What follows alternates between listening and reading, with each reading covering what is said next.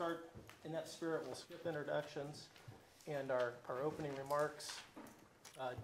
Thank you for everyone being here, but let's jump into getting started if that works for everybody. So you have your agenda there in the package. Again, like we've done the last couple meetings, this is really following the material that was presented by DWR to the Independent Review Board. And with one additional item, we have a discussion here on the standard project flood and the probable maximum flood. And so what we're doing here is based on some of the discussion we had at the second meeting, we thought it'd be helpful to pull this topic out and just talk about those two different parameters and how they're used. And then the rest of the meeting here is material that was presented to the IRB. One of the things we wanted to try differently here is this time we actually want to have the IRB, we're going to have them move up and present first. And so we're thinking the benefit here is this gives a good overview of all the different material that we're going to talk about later in the day here. And then also lets you're right at the outset, the IRB can flag for you areas that they've had interest in or comments they had. So we think we'll try this and see how that works. So this on the screen here, just wanted to go over, this is what the IRB, DWR, what the third meeting, the last meeting, what that agenda was. And so just to talk, here's what we presented. We spent a good deal of time at the outset on the evaluation criteria and just the progress we've made in continuing to develop the criteria.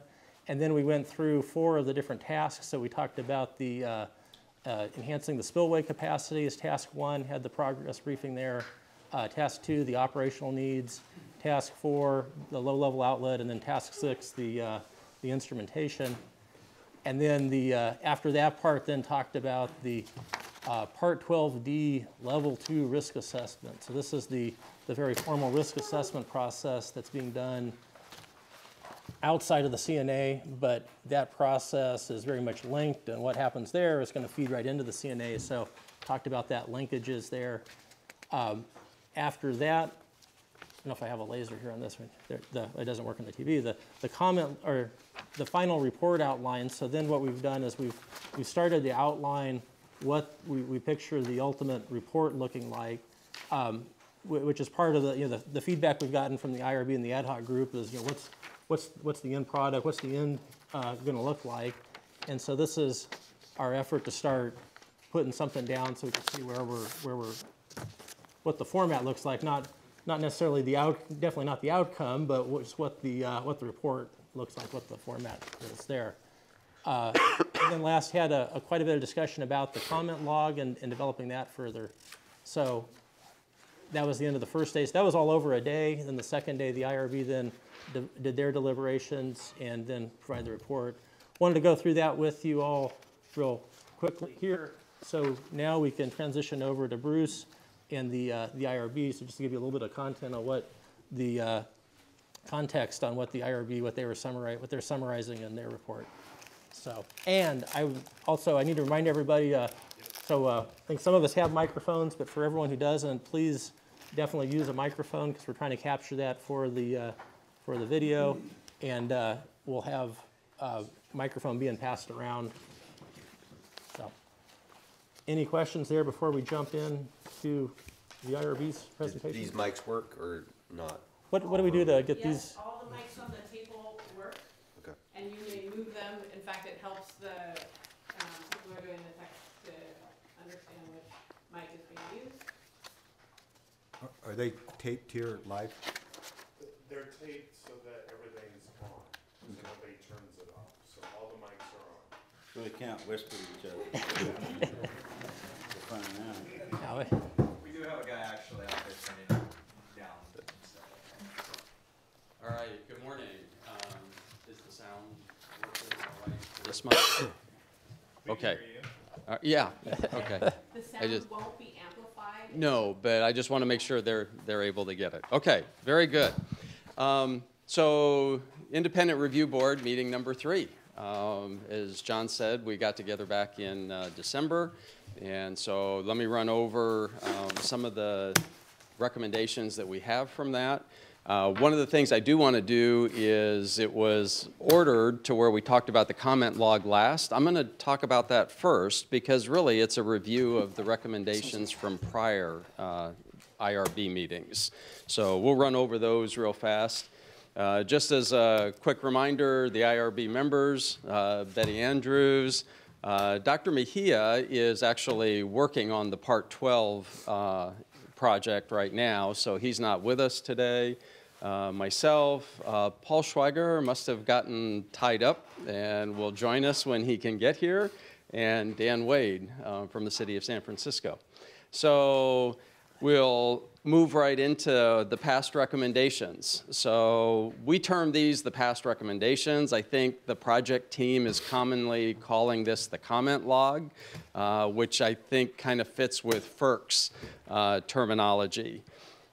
And so let's talk about, we were given the comment log and we were given some proposed statuses for the different recommendations, and it was basically open or closed.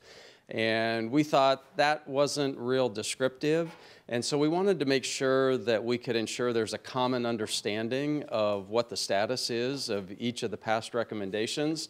And so we wanted to add some refinement to that so that DWR would actually be able to kind of show a little bit more of where they're at in terms of progressing with addressing those comments.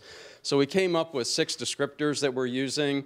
First one being that it's under consideration. So this is generally once we've made the comment. If they've not yet either said we're not going to address it or come up with a plan for addressing it, then we just call it under consideration. Then we have a status of planned, where they've actually identified how they're going to address that recommendation, but haven't in earnest begun doing so. In progress is when we see evidence that they've actually begun the process of addressing the recommendation. When we see enough evidence to believe that the recommendation's intent has been accomplished, we'll call it closed. If we get a comment that the team just couldn't figure out how to deal with this within the scope of the CNA, that one will get labeled not adopted, and we'll expect DWR to provide an explanation of why. We don't expect very many of these, but we wanted to leave that possibility open. And then finally, a category that's really for us on the IRB is if in seeing the presentations, we actually decide that we'd like to slightly modify what we had recommended previously. We'll have a status of superseded so that the prior recommendation can be set aside and we can give a new recommendation that we think is more focused on where the CNA ought to be going. So let's just review real quickly what the status from the first 2 IRB meetings are. Meeting number 1, that's not working too good. So at the bottom there, meeting number 1, we had 22 recommendations. All of them have been planned or are in progress. 4 of them have actually been closed, and one of those recommendations we have in fact superseded in IRB number 3. IRB number 2 had a total of 14 recommendations.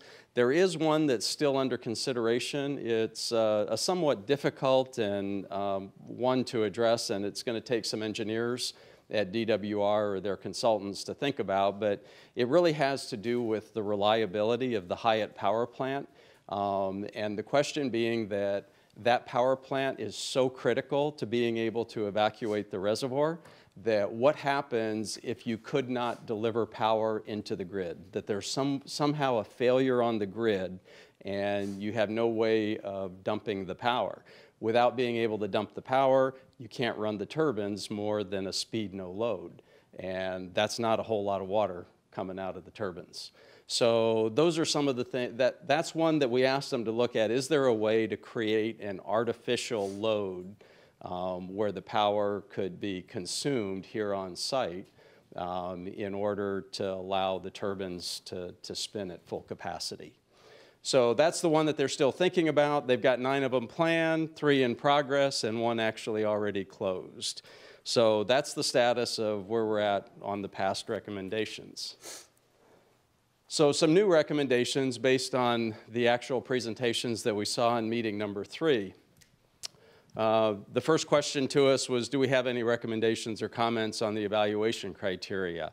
First of all, we think that they've had a very thoughtful process and have been very deliberate in trying to satisfy what we asked for in terms of setting the evaluation criteria early in the process, so that it would be out there, it would be in the open, everybody could talk about it before it gets to the end and it becomes looking like, well, maybe the evaluation criteria was evolved in order to pick a particular alternative or something like this. I think this just adds more credibility to the process to have it done early on. We're very pleased with the fact that they've selected their asset management approach. This is an existing approach that they're using already to evaluate different alternatives from an O&M perspective. And we think that it has a very good foundation in which they can use it to extend it to dam safety considerations. And quite honestly, much of the evaluation criteria will look very similar to what they're already using in asset management. So we think that that's a good basis in terms of the direction that they're going. We recommend some further development in the near term. We think there need to be a few more consequence outcome categories and just encourage them to keep moving along. It's a very fast-moving project, and so we just encourage that that continue. We'd also like to see that there be some outcomes in terms of the benefits of the project. That everything isn't necessarily a negative when it comes to dam safety. There are some things that you can do for dam safety that would actually enhance the benefits of the project. Second question was, do we have any recommendations or comments on the task briefings? So we received briefings on, I believe it was 4 of the tasks. So we have some general comments, and then we'll get into the comments on each of the tasks in the next slides. So in general, you have a project where you have lots of people working on that project on each of the individual tasks. That becomes a challenge in terms of getting everybody to use the same terminology. And so we're just asking that the project integration team work on working with each of those tasks and their task leads to be sure that everybody's using common terminology throughout. We also want to see the notion of issues expressed clearly and really focus on the objectives of the project and the outcomes. Many of those were more focused on the process itself. We think the process will take care of itself, but that the focus when we start talking about issues should really be on the outcomes that we're trying to achieve and the objectives that we're looking at. And then we'd also like to see establishing a minimum set of hard constraints. There's been some language that I think David Ford can correct me if I don't get this right. It's a hard word to say and why we don't like it. Inviolable constraints and violable constraints. In other words, constraints that can either be violated or not violated. And I think one of the things we're looking at is that a true constraint is something that just can't be violated. If it can be violated, then it looks really more like an objective in the evaluation process.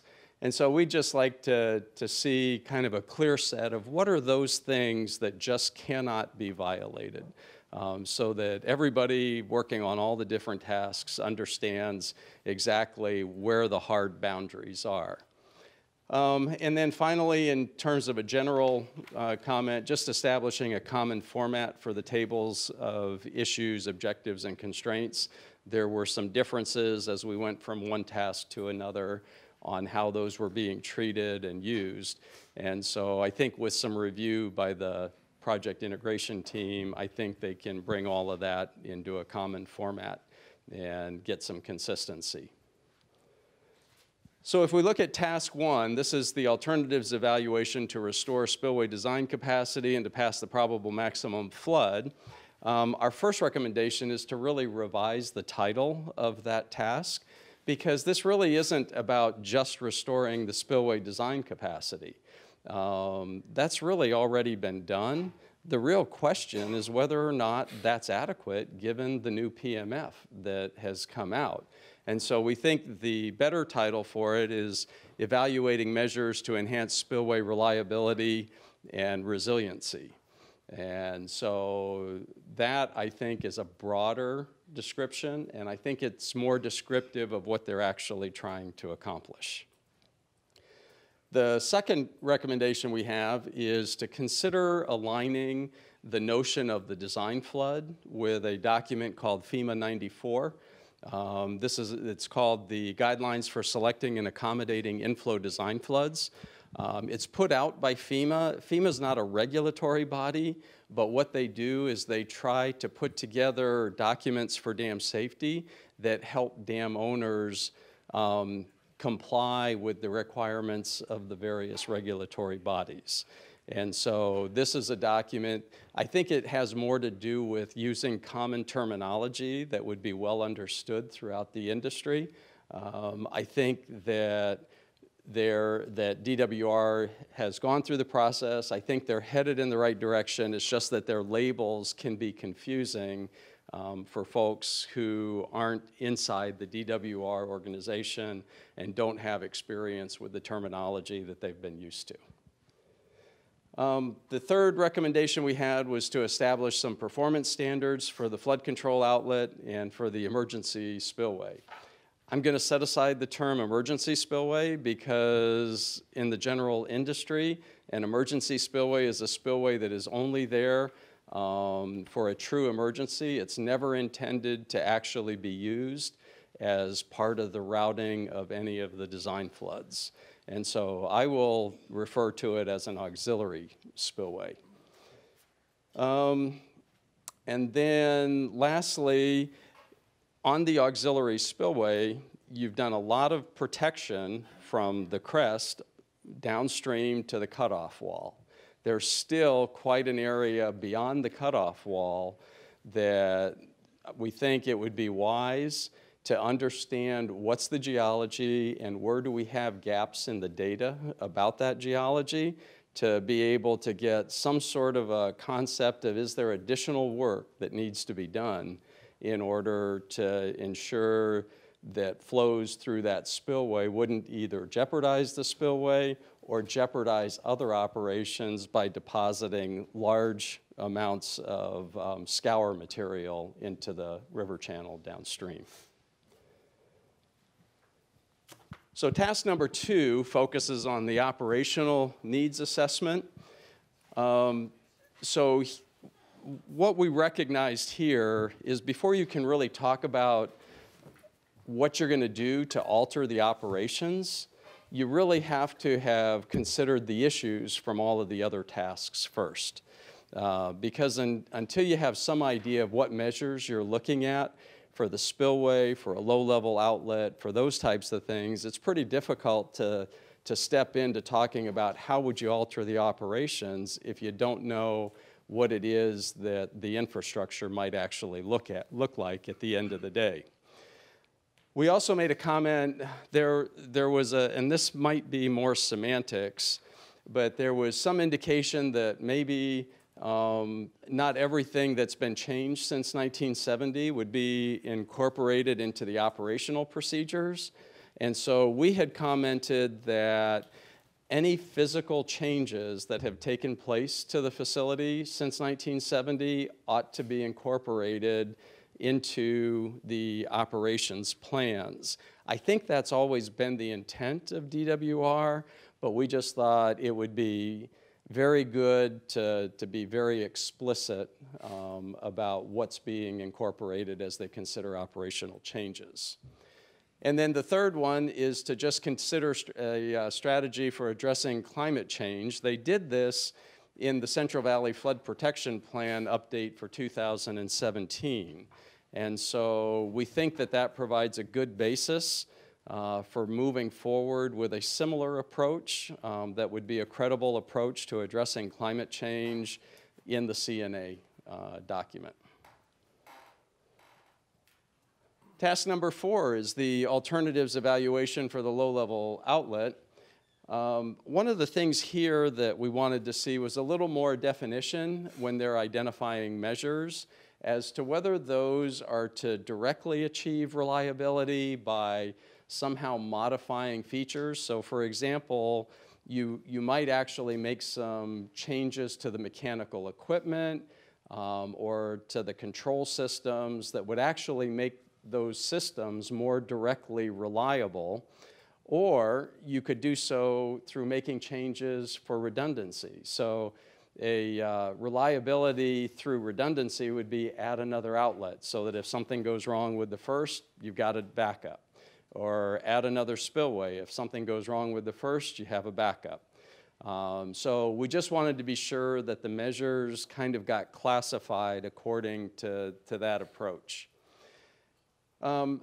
The second bullet is there was a lot of reference to requirements by the regulatory bodies, and we thought rather than focusing on doing it because a regulator says to do it because of what you believe is good engineering practice, and let that be the center of discussion, because the regulatory bodies are really just trying to enforce good engineering practice. And so we think it's better to start with good engineering practice and then have those discussions with the regulatory bodies as to why you're going the direction you are. Objective T43, this relates to low-level outlet capacity. We kind of thought that it would be worthwhile adding the words "and flexibility," that it's more than just adding additional capacity, that there may be benefits in terms of also having additional flexibility for how you make releases from the dam.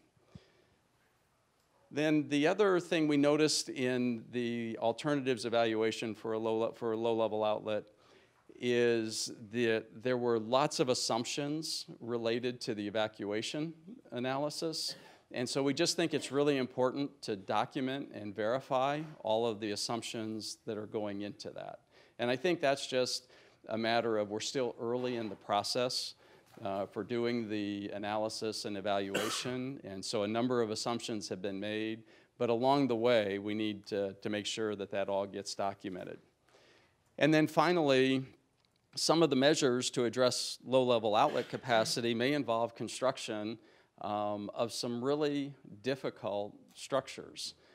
So let's say you want another low-level outlet, you might have to tap the reservoir with a tremendous amount of head.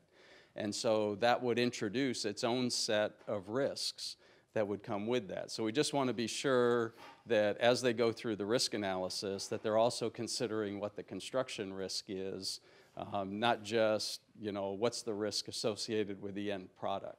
There's an intermediate or a number of intermediate steps as you're doing the construction that would have their own risk associated with them. Task number 6 relates to instrumentation and monitoring. So what we saw was that there's a tremendous amount of effort that's going into collecting up all of the instrumentation data for the civil works. We think that that needs to be expanded to say, what are we doing to monitor the mechanical and electrical systems that are critical to the operation of the dam? You need to know that gates are going to operate when they need to operate. You need to know that you can rely on the power plant to discharge through the turbines. And so what monitoring is taking place? My guess is there's a whole lot of monitoring that takes place in the power plant just in terms of normal operations. And so just documenting what's being tracked would be worthwhile. And then what's done to monitor gate operations on the spillway would be good to have that information also. The other thing we wanted to see expanded was to expand the scope to include visual monitoring, because any monitoring program for dam safety is a combination of both instruments and visual, because there are an awful lot of things that we can detect just because we visually notice a change at the dam. And so making sure that we've got that set up, letting the operators know what should they be looking for, and identifying those records of what is or isn't changing is pretty critical to catching things before you would ever have instruments in place to formally track it. And then finally, there's been some discussion of doing more of a forecast-based operations model.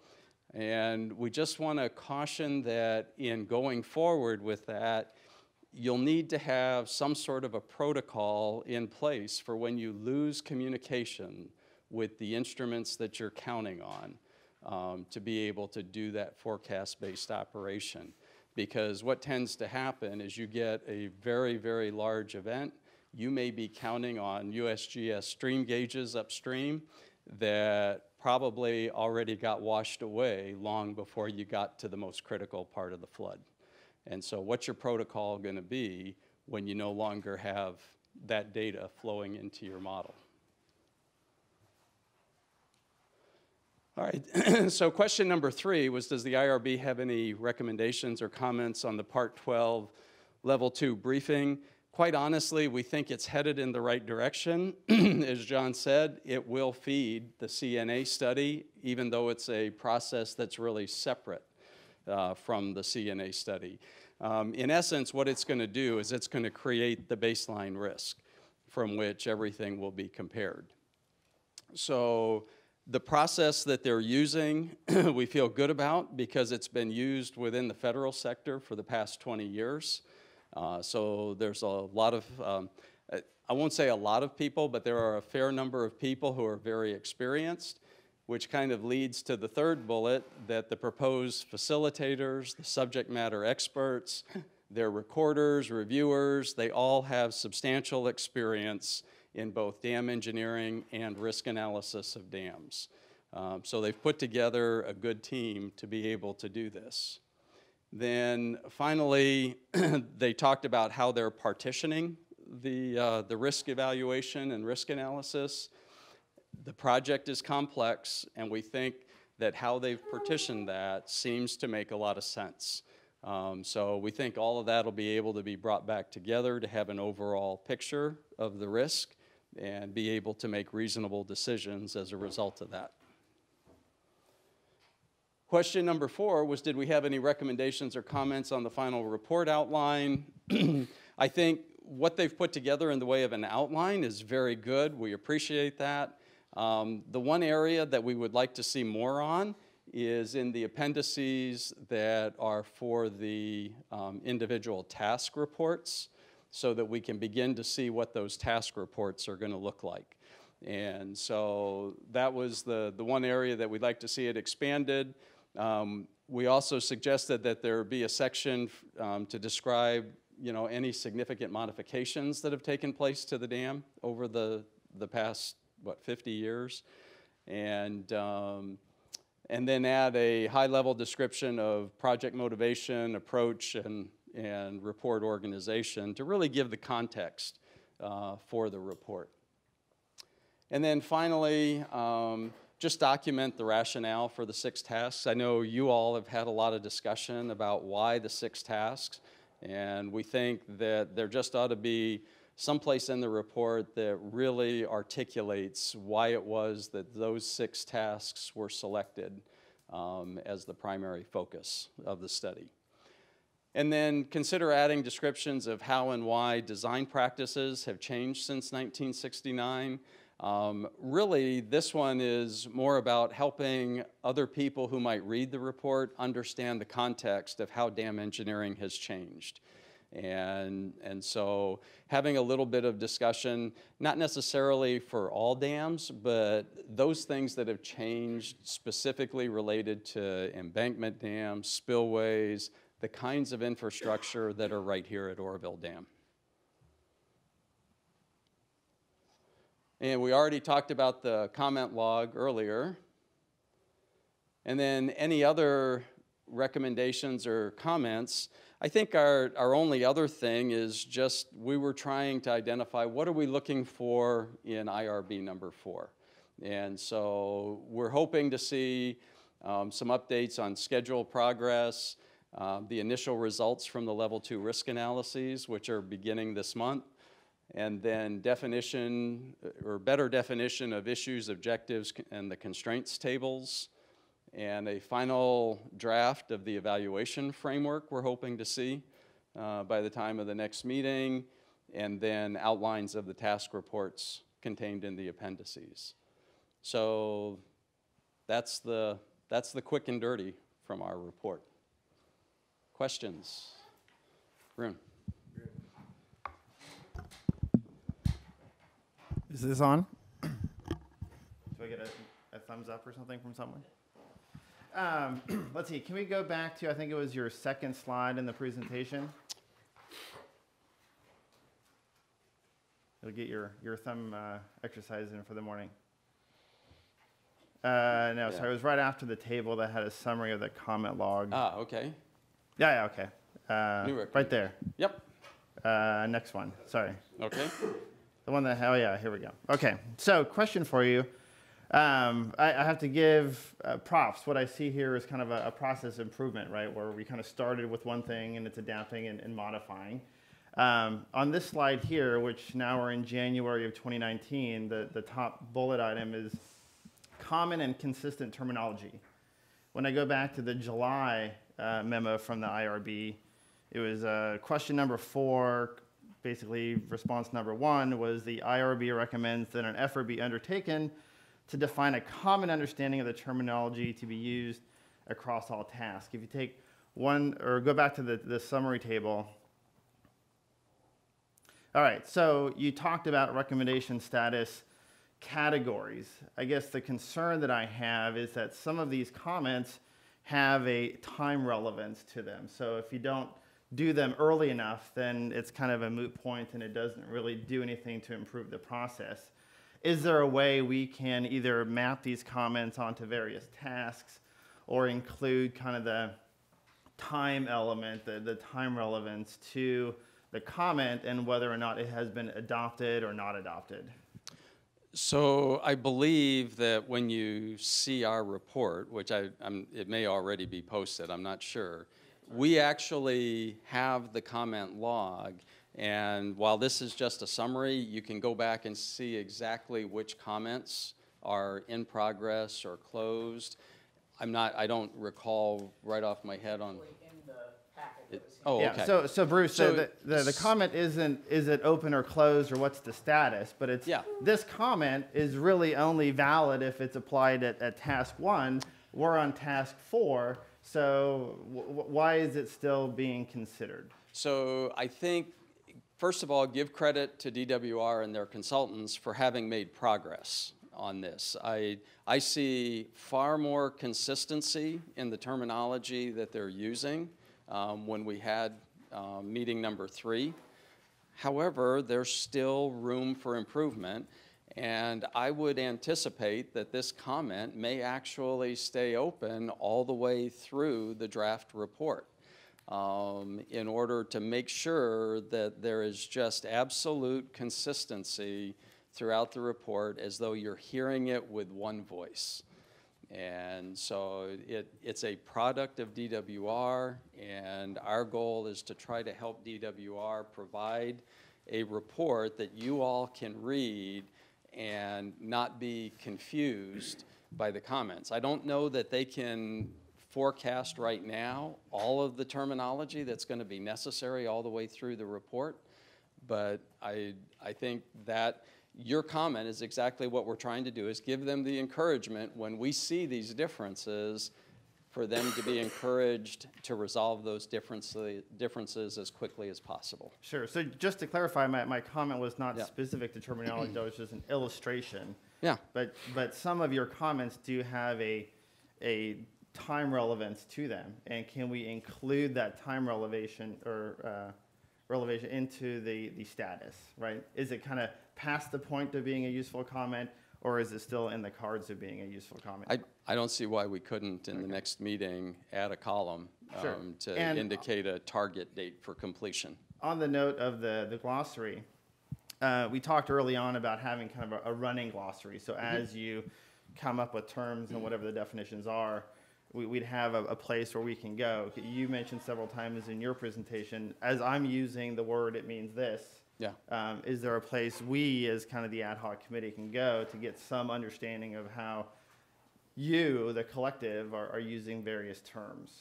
Rhonda, have you included the glossary in the outline, or is? I do not know if this group has received the glossary, so we are helping out here. Sergio, have you handed out the glossary? The glossary has not been handed out. Okay. We can do that at the next meeting. So it sounds like that's an action item for the next Yeah, meeting. and we could get it out to the rest of the group after this meeting. Yeah, I think that would be good. That's a very good point. I mean, I Yeah. think so, you know, if we're not agreeing on the terminology and getting that clarity early on in the process. Yeah, and last time we had a discussion, I think, Joel, it was with you on kind of effective risk communication.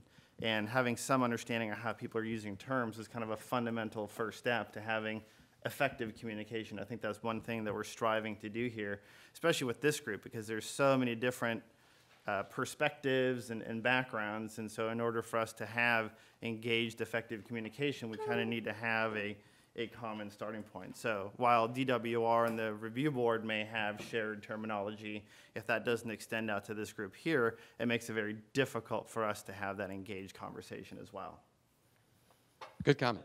Yeah, I think that's, I like the idea of getting the glossary out earlier, and I'm sure will grow and change as we move through it, but. Well, you could even have that be a link on the website. And as you update terms, they go there and it's kind of a living document. I had a couple questions. Yes, sir. So one is, Sorry, excuse me, Oh. I can't remember. Would you just move the mic I away? think he's. I have my mic'd up. He's mic'd up. Yeah. I guess that's one of the benefits of being the co-chair, I guess.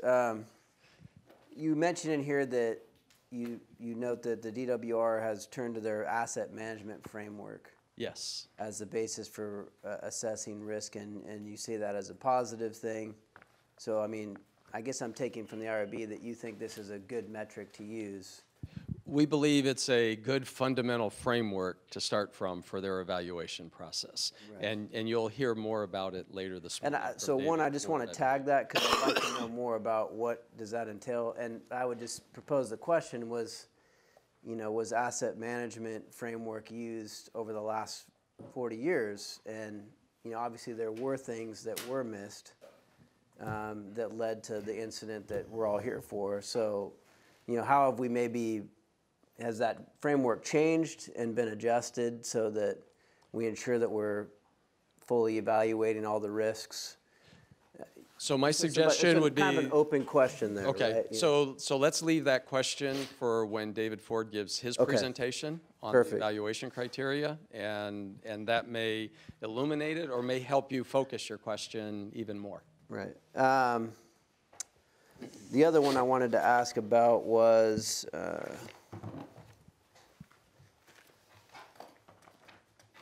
you note in here that in changing the title of that task 1, that the latest PMF hydraulic analysis appears to indicate that combined discharge capacity of the FCO and the emergency spillway have adequate capacity to pass the PMF with freeboard. We're going to get to that in another presentation, I know. But then you say the current spillway system may in fact meet or exceed accepted industry standards. Like, don't we know that it does or it doesn't at this point? Can that be stated? Like, So the spillway's been constructed, I'm assuming, it has been. to exceed standards, but has there been an assessment that is So- the case or isn't the case? So understand this, the chute, so downstream of the control structure has all been updated to current standards or to exceed current standards. The control structure itself has not yet been addressed, and that's actually task 3. So The gate, the head. the gate structure. Okay. And so the other piece of it is looking at the reliability of the auxiliary spillway. How much do we know about that? Do we have the confidence? And so those are the things that through the risk analysis, when we see the results of the risk analysis, we'll have a better sense of whether what's been done to date is sufficient to bring it up to what we believe is an appropriate in terms of a minimum level of risk. Okay. And I agree that the recommendation that you have on, at least on the auxiliary spillway, is, hey, we need some more data, geological data downstream of the secant wall. if you will, We at least downhill need to of the understand what our gaps are. Right. Okay.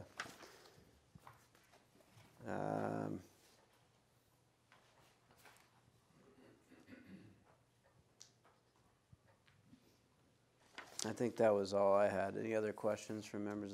Yeah, go ahead, Rune. So one of the questions, this gets to the metrics, and I know that there was a partial response.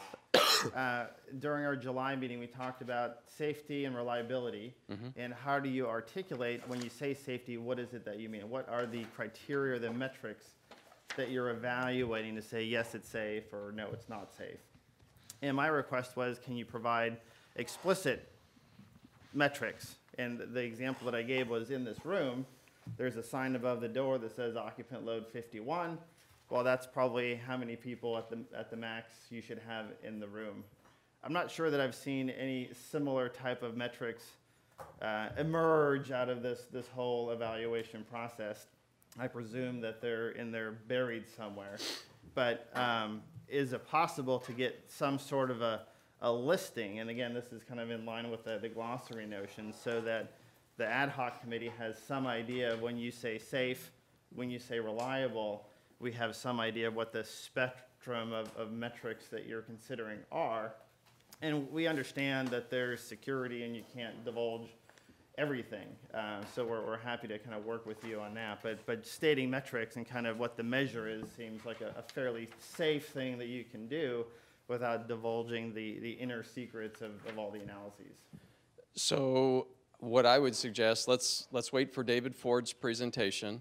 And I think that this is an area that the IRB is still anticipating seeing. This is why in our last slide where we talked about what are we looking for in IRB meeting number 4, is we'd like to really see a final draft of what the evaluation criteria looks like. So that we know what is it that DWR wants to use as those metrics. So, but again, this goes back to the time relevance, right? I mean, if we're starting analyses and we don't know what the criteria is, there seems a little catch-22 built into that process. And as I look up on the screen, to me, this kind of looks like a leading indicator for organizational decision freeze, where we've got all these things we have to make decisions on. It's too hard, yet we have a schedule to meet. How do we mix all those and make forward progress? And I think here's where all of us have to kind of roll up our sleeves and work together to prioritize, shuffle the stack, and say, hey, this week, this is the most important. We need to focus on this so we can move on to the next step. But if everything's important and everything's in planning and you're moving through the process, you're going to skip a lot of stuff that's very important down the road. So I happen to agree with you, and I think the board agrees, and hence why, even though we already had a recommendation to get the evaluation criteria established early on, we re-emphasized it in this report again to establish that this is an urgent matter that needs to be addressed quickly. So we can use your table as a gauge to see how we're doing, and as the IRB numbers increase, we should see less entries under consideration, planned, or in progress, and more down on the closed or not adopted or superseded side. I would certainly hope to see that. That would be a great indication of progress. And it's why we wanted to have more refinement rather than just open or closed, is you'll begin to actually see some progress sooner than what you would see if we had to wait for everything to be closed. And I think if you tie in the time relevance, that's helps shuffle the stack, right? I can't move on to task number 2 until I get all these other things cleaned up. Yeah, and quite honestly, though, I think it's a complex project. There's a lot to be done. I think they're doing a good job of working on as many things in parallel as possible. And I think it's not everything is going to be linear. Well, I guess what I want to caution is something that this group can bring to the table is staying away from what we call E3 errors. and that's solving the wrong problem precisely. Yeah. And so there's got to be this give and take where we're being responsive and appreciating the uncertainty, right, context that we're in, and making sure that we stay focused on what's the most important, what do we need to put our energy in, and it has to be that safety and reliability component. That's why we're here. So my only caution on defining safety and reliability is there will never be a precise number that will define safety. I don't think any industry has found that. That's right, and I'm not asking for a number. I'm not asking for a definition, right? Just what the metric is. We're looking for a portfolio of, from these different perspectives, this is how we're looking at safety. But the challenge is that even that first step doesn't exist now. We have no idea. We just hear the word safe, we hear the word reliable, we hear the word risk, which is even more ambiguous than safety or reliability. And how do all those kind of fit together? Yep. David, are you taking this all in? All right. Very good. Well, I also appreciate how you set me up here. Raising expectations. okay. All right, other questions? Any other questions? Yeah. All right. Oh. More in the nature of a comment. The IRB's recommendation to change the description of task 1 is evaluating measures to enhance spillway reliability and resiliency. You've, I think, legitimately changed the exclusive focus on essentially capacity to meet a PMF. And I think that your recommendations may get at this in more than one way, but I think perhaps a better way to say that is evaluating measures to enhance spillway competence to meet project objectives, reliability, and resilience. Project objectives presumably means meeting the PMF. It very well may mean avoiding large deposition events that cause havoc to project operations and may make operators fear following their procedures in the appropriate circumstances. So I think that the competence to meet project objectives is perhaps a more precise and expansive and clear way of saying what I think you're intending to say. So I think DWR would certainly entertain a suggested revision coming from this group. That goes into the under consideration column. Pardon me? That would go into the under consideration column. So if I were to add a column for IRB number 3 right now, you would have all of them. I think there were maybe 12 recommendations if I remember right. All 12 would be under the under consideration status. Okay. All right. Well, why don't we move to the next portion of this then? Okay. On the, Thank you. Yeah. Thank you very much. Yeah. All right, while John Lehigh is getting set up here, I just want to say, so we didn't this time put a big block of time at the end for questions because we thought the last 2 meetings it was more effective to have questions come in as we go. So while we're doing this presentation, this is where we're also expecting, as you guys have questions, please bring them up, and I think that'll be an effective way to do this.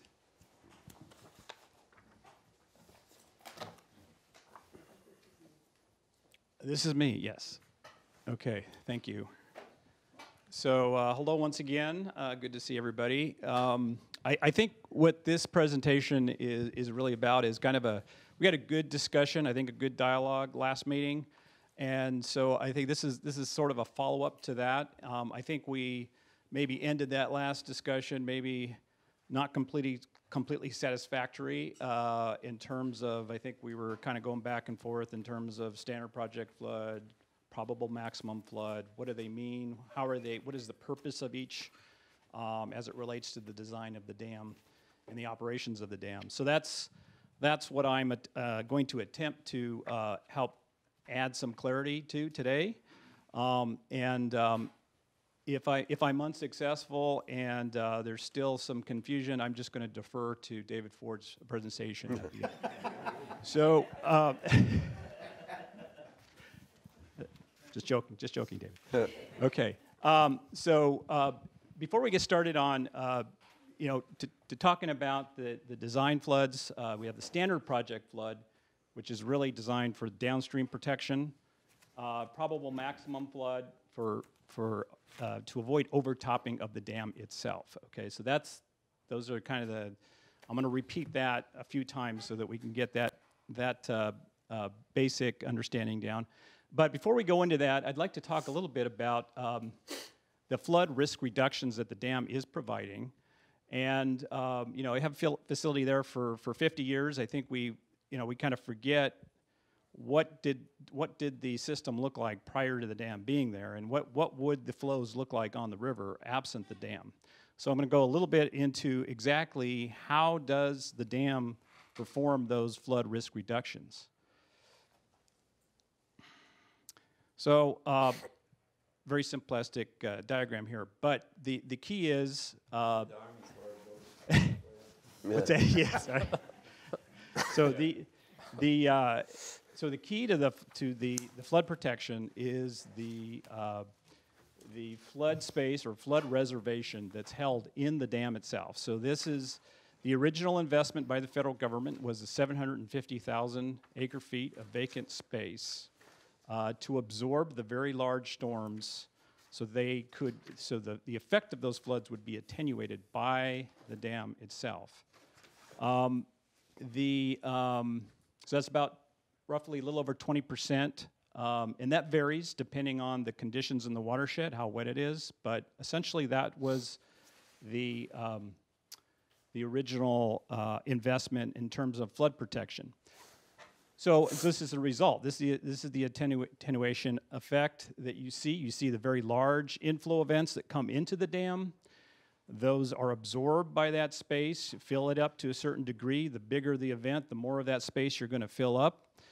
But that allows for operations to release that water in a much more manageable rate that does not, in the case of the standard project flood, at a rate that does not exceed the downstream levee capacity. So that's the design. That's what the design for the flood protection is all about. Let's look at some of the historical floods. We can look at pre-Oroville, so 1955, big flood, devastating to the area. And so without the dam, we had, in the upper watershed, we had well over 200,000 CFS. There was no dam there to provide that attenuation. That continued on downstream. Of course, there was heavy loss of life. Yuba City completely flooded that year. The dam started construction late 50s, really well underway in the mid 60s and completed in 68. But again, part of the design here was the standard project flood is that 440,000 CFS inflow. And so the purpose, the design of the dam and the location and the capacity of the flood control outlet, the gated spillway, was then to be able to limit the downstream releases to about 150,000 CFS. So that would stay well within the downstream channel capacities. During the construction in 1964, we saw another big event. The dam hadn't been completed at that point, but it was still enough enough of the embankment had been put in place. We had the diversion tunnels were fully functional at that time. They were diverting the river around the construction site. We saw an event, 250,000 CFS, which was actually larger than the 55 event. But the outflow was actually attenuated down to 157. So that certainly already, before the dam was fully constructed, was providing some benefits there. And then we have the big events after construction of 86 and 97. So you can see 86, we had a large event, 266, 150 out. The 97 flood, this is the largest flood on record since the construction of the dam was well over 300,000. Those are the largest inflow events that we've seen at the dam. And you can see closer to 150, 160,000 in that particular year. And then last year, you can kind of see how that rates to, well, 2017 now, how that rates to the other historically large events. It was one of the larger events, but certainly not nearly as large as some of these other. 190,000 CFS in at the peak, and with the spillway in the condition it was, 100,000 out. So again, significant attenuation occurred that year as well. So this graph here will just give us a feel for the relative magnitude of these events, not only in terms of, and these are the hydrographs for some of the events that I just went through, both in terms of the peak flow rates and also the volumes of these floods. So the very lowest one there in the yellow, that's the 2017 event. Was a big event, but on the scale of some of these other hydrographs, it's not the largest. In the gray there is the 1997 flood on record since the dam has been built, and you can see that it was not quite, but almost close to twice as big as the 2017 event.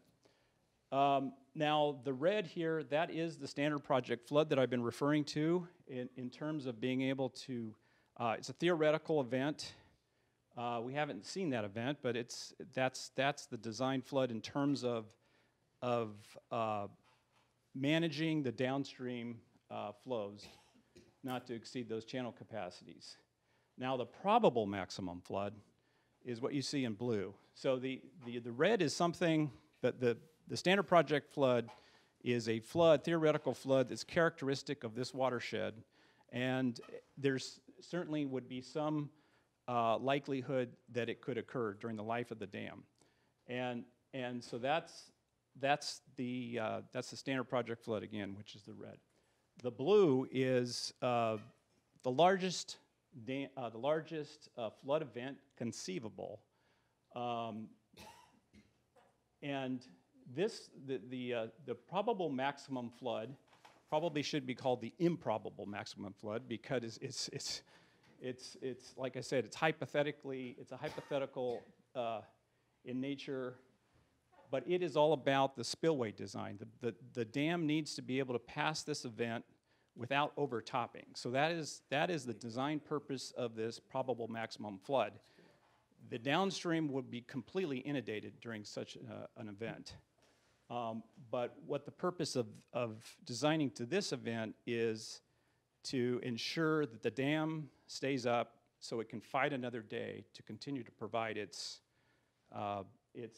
flood protection moving forward. But so that's kind of the key between the two different events. One is about the downstream protection, prevent overtopping of the levees downstream. The probable maximum flood is about avoiding overtopping of the dam itself. So that's the distinction. So again, this is just a little bit of what I've just gone over. The standard project flood is what the Corps used for their initial investment in the flood protection. Recurrence intervals, so this is important in terms of risk. 200 to 500 year event is typically what these standard project floods are. So there is a slight chance of it occurring over the lifetime of the facility. And it's all about the downstream levee protection.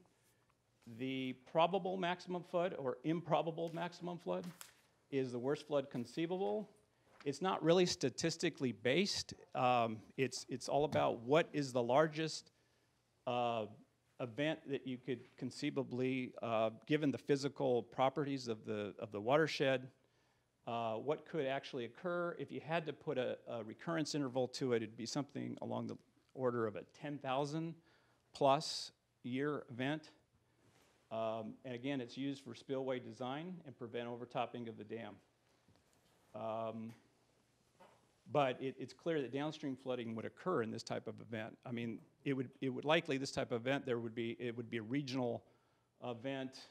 Every tributary in the entire system would be absolutely out of control in terms of flooding.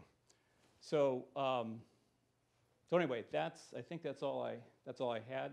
I think we might have a little bit of time to entertain some questions on that. Ruin.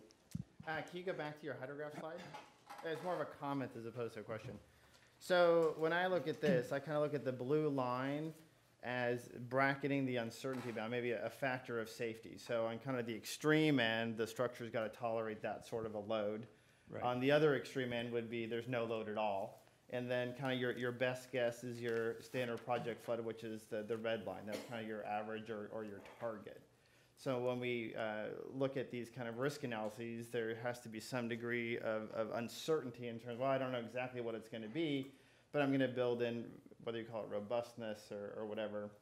But that's kind of illustrated with these curves here. So that when I look at this thing, that's what I'm seeing. The other thing that I'm seeing is that the reliability of the structure has a time dependence to it. So it's not that once I build it, it's always going to have this level of performance, because I look at 1997, which is the gray line, and it had a higher ability to withstand a reservoir pool or whatever you want to call it, relative to what happened in 2017.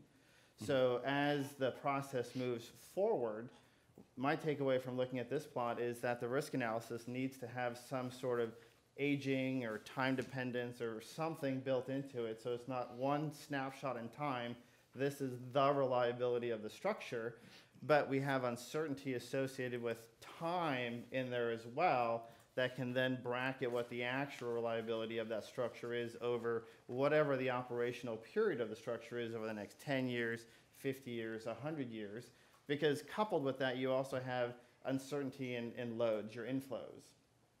Some people believe in climate change, some people don't, but that's going to have an impact on the certainty of the loads that structure is going to see over time. And what you'd expect to see as you go out into the future is that uncertainty band's going to get bigger. So that's just a comment, not really a question. Yeah, okay. All right, thank you. Yep. So John, I do have a comment on that. Perfect. So I think, having done lots of these studies, trying to forecast what the condition of the structure will be in the future is even broader in terms of uncertainty as to what you can expect. I think this is the reason that we do cyclical evaluations of these structures. It's why FERC has a program where it's evaluated every 5 years. And so you get that time dependence by evaluating the condition of the structure every 5 years and saying, it's not just one point in time, it's a series of points in time where you do that analysis. And so that's how you take the time dependency into consideration.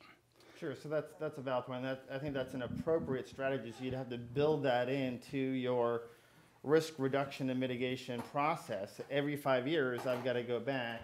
And I know from the U.S. Bureau of Reclamation that there are different dams get different degrees of attention depending on different symptoms that have occurred that may or may not question the basic assumptions. And one of the questions that we had, which I don't think we've gotten a response to yet, was the independent forensic team highlighted that there were deficiencies in the methods employed to do some of these risk analyses.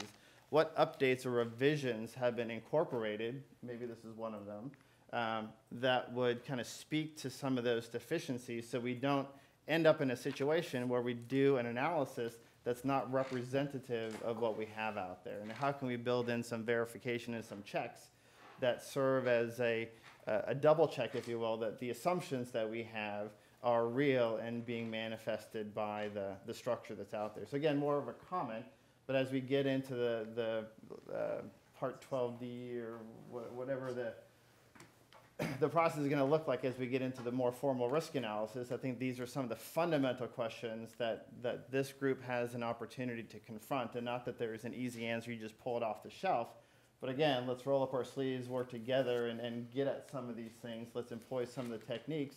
But can we also think of additional techniques we can use to convince ourselves that we're solving the right problem and getting at the right answer, as opposed to just doing an analysis, saying I'm done, and then moving on?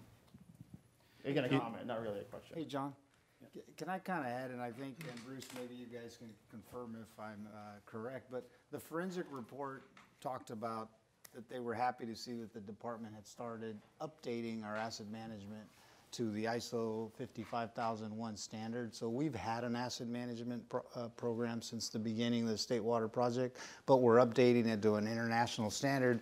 And I believe the reason they made that comment is because of your question, which is when you have a framework on asset management, it tracks the asset from being built, the whole complete life cycle of it, and therefore it's going to have what those plans are, you know, any updates like climate change.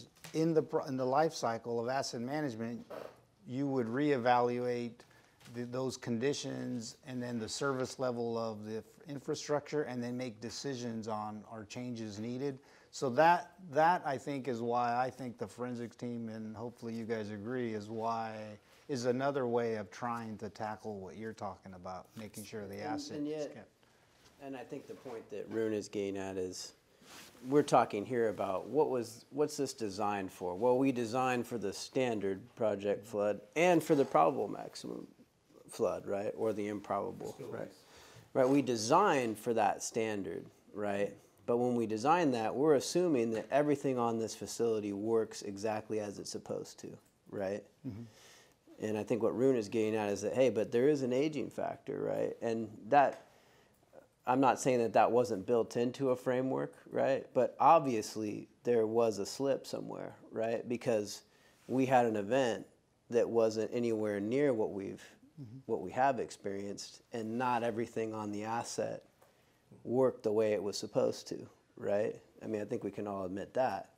And so how do we make our framework and our ability to keep time with a structure, how do we ensure that that's really making sure that this is always going to perform according to what we designed it to do, right? I mean, I think, and yeah, that's in progress of being done, right? But whatever we had before obviously didn't catch it on the flood control outlet, right? Yeah, but I think, yeah, I agree with you, and I think this is why we're doing this, and the industry's involved, just like our audit that we just did through, you know, was with other industry leaders, and that's why I think this is something that's getting pushed forward into the industry. I don't think it's common that the asset management framework like that, the dam safety program, is all embedded. I think that's all the learning of what's happening after this event. So I think we're starting to push the industry into a better place by doing that, but I think your points are well taken. And like, this is a bigger theme across a lot of things. Our infrastructure assets are getting old. Yeah. Right? And when they get old, I think there's a corresponding risk factor that goes up too, right? So how do we make sure that we're addressing, I think we're going to face this across the board. Pipelines, roads. And that's kind of one of the things that keeps me up at night. But I'm sure it is you too. If I can just, I want to put out a caution when it comes to looking at international standards or this thing and that thing.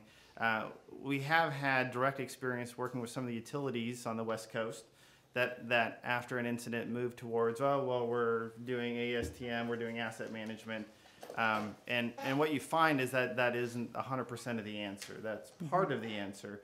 But being mindful and being diligent and being focused on what is it that we're trying to achieve is probably the most important part. And I don't think anybody has the answer. You can't go to any consultant. They're going to say, hey, DWR, here's your answer, right? Because you know your infrastructure the best. At the best, they're going to be able to work with you and kind of guide you in a direction. But adopting this notion of being mindful and being observant, and are we seeing what we expect to see out there? If not, why? Going back every 5 years, revisiting those assumptions. But if we don't have an understanding across the organization of what the expected performance is, that becomes more difficult. And that kind of goes back to the earlier comments about the metrics, right? What is safe, what is reliable? And if you have a clear understanding of that throughout the organization, that's going to increase your ability to better manage your infrastructure. I do think all these things kind of fit and work together. I don't think it's reasonable that you guys are going to have all the answers, or the review board is going to have all the answers, but I think together we can kind of work towards that notion. So I would just add one caution on the notion of aging. That what causes risk is not the age of the dam, it's the condition of the infrastructure. Okay. And that's why going in and doing these periodic assessments of what the condition is gives you a time-based assessment. And Right. so you have to be certain, though, that what you're evaluating on those periodic assessments is comprehensive.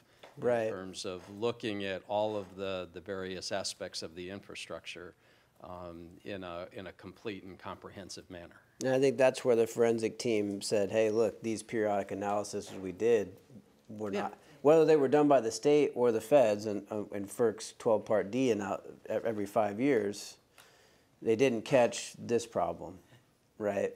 And I think we used to always joke about it in reclamation, that it's kind of the syndrome of what's happened lately, that people become complacent when things are being done extremely well, because nothing happens, everything works the way it's supposed to work, and then there's this pressure to say, well, why are you spending so much money looking at all of these things when nothing's really going wrong? And that's what, in the dam safety industry, we constantly fight, is that when we're most successful is when people start to ask the question, well, what's the use of doing all of this? So to that, shifting from lagging indicators, oh, things are going wrong, or I fixed this, to leading indicators, and focusing on those leading indicators to say, hey, we're doing a good job, this is the feedback, is a mechanism that we can employ. I wouldn't say it's industry standard, but this might be an avenue we can explore for this venture here, is to address that topic through other strategies. Right, agreed. Ron? Oh, yeah. This is just part of it, but one addition to the level 2 risk assessment, where traditional risk assessments have been based on an uncontrolled release of the reservoir, this risk assessment is going to incorporate the level of interest of the features of the dam performing as intended. So it's another part of all of what you're talking about. That's going to be done as part of that 12D? Yeah. Yeah. Level 2, sorry, yeah. Ron? We may discuss this when Dr. Ford gives his presentation, but just to refine John's presentation, the PMFs and SPFs were intended to be kind of a single number or a single hydrograph without necessarily having some kind of frequency associated with it. They're essentially intended to be a kind of a deterministic assessment of worst case floods of various intensities. The question then becomes,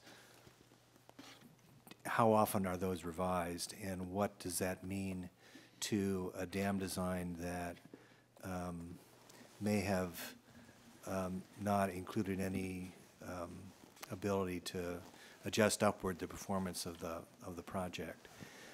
Another thing we've been talking about here is the performance of the dam, but at least with the concept of floodwater management operations, the concept here in the Sac Valley is to confine the floods to the floodways, as in you shouldn't experience flooding outside the floodways, at least the formal areas where you actually expect water to stay in the floodway.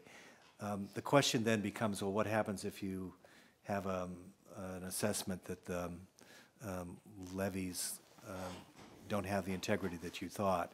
And an example of that is the 1997 floods. At the time that occurred in 1992 or 3, the Corps had downgraded the competence of the Feather River levee at the place that broke in '97, down to 268, I think, or 270,000 CFS flow, and the design flow there was 300,000, and so you had the question is, how does that feed back into dam operations? And the official answer is it doesn't. But is that really the right thing? I mean, and that's kind of an interesting question, and a question that we ought to think about, and DWR needs to think about it, because you got a lot of levees downstream of Oroville. And so what's the, what does the department do with regard to dam operations if you have a known major problem downstream? And fortunately or unfortunately, it turned out that the levees did fail. They failed at design capacity, not below that, but it was an obvious area of concern, and yet there was no change in operations up here. So that's another issue that the department needs to confront as it moves forward. Thanks. All right. Well, I think we'll. It's a good segue. Oh, Matt, go ahead. I got a few questions, but try and keep it quick. Could you go over wetness index real quick for us? It's like you multiply the total rainfall for the year by 0.97 and then add in the previous day's precipitation type calculation. Yeah. Where is that taken from? Because currently right now we've had like 8 inches of rain in Marysville, but we've had 25 inches up at Strawberry Valley, talking the Yuba River. So what gauge do you use to index that, or is it broken into subregions? There's 8 different stations within the Feather Basin, so it's an average of all of those. There's eight stations. Mm-hmm. Monthly, you're required to report out what your target elevations are based upon those calculations, correct? And during on a daily basis. Daily basis. Yeah.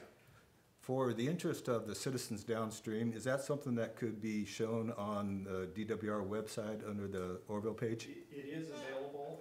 It's already being posted. It may not be entirely clear where it is, but we could make that more clear. At least point folks to where exactly you can find it. You can find it on our daily reports now. It may not jump out at you, but it's there. It's not page 1. It's, well, actually it is on page 1. John, if you could use the mic there. Oh, I'm sorry, yeah. So, yeah, it actually is on page 1 of, if you know which report to look at. Yeah, that information is being posted on a daily basis, and we can try to provide some better clarity on where to find that. Okay. Yeah. Have you had a chance to run the numbers on Atlas 14 on how that might change hydrology? And is that 3.1 million on probable maximum coming from Atlas? I'm sorry, which one were you pointing to? The probable maximum. Probable maximum. So, yeah, so that was one of the questions that we got from FERC. We've just responded back to FERC that we're going to be taking a look at that, and so we'll have an answer back within the next, I think we said 90 days. Do you have a ballpark estimate on how that might change, say percent-wise? I personally do not. Would that be helpful as we are looking at dam design and capacity within the C&M process? Well, we'll certainly, like I said, we will be looking at that, and we will have a response back within 90 days. Yeah, because if we're going to invest $500 million in a third spillway or something, it might be helpful to kind of know what target we're shooting at for probable maximum. The other thing along those lines is that hydrology change that we're looking at through Atlas is what, an 8-year interval or so. You get new hydrology. You went from HMR 39 to 59 and now to Atlas 14. And we could probably expect 3 more changes during the life of the spillway, the additional spillway. So we have a contingency plan within our designs to account for ever increasing hydrology? If you look at some of the reports coming out of NOAA and Scripps Institute, they're saying that we could be seeing, 10, 12% increases in hydrology every 10 years going forward. Yeah, so I mean, so this is an expansive subject, but it's sort of ties into what we were talking about before. How's your risk change over time, and how can you deal with that through flexibility? And I think, you know, and so what we're being presented potentially with the climate change scenarios is we were talking about the performance of facilities, but on the other end, potentially Mother Nature is changing, right? So it's how do you, when you're putting in fixed facilities based on certain design criteria, how do you deal with significant changes on the upstream end of that, and the risk changes? And so, you know, I think that's why we have to look at other flexibilities that we might have, and you know, improvements in technology in terms of forecast-based operations is one of those that we are, you know, we're partnering with Yuba County Water Agency, or Yuba Water Agency, on that, and because we're connected at the hip with New Bullard's Bar for these very large events. And so that's one area. I think when we do look at and we engage the Corps on a new flood control manual, I think we need to get some kind of flexibilities built in there so that we don't have to, you know, revisit every 50 years on these very you know, set in stone type rules, something that can adapt and take advantage of new technologies in terms of being more flexible, and how do we respond to those changes and risks over time? All right, I want to move us, because we're getting way behind schedule here. So can we move? Because I know we're going to get into this a little bit with David Ford's presentation too. So the next question for his presentation. Okay, yeah. Why don't we do that? Is David next on this, or? David Sarkeesian, we're building up to David Ford. Why don't we? Well, I mean, you're going to be on the same topic, though, right? Yeah, we're very connected in terms of presentation. Mine Okay. I think works well to introduce. Yeah, it's a Dr. good lead in. Okay. Yeah. All right. Well, let's do that.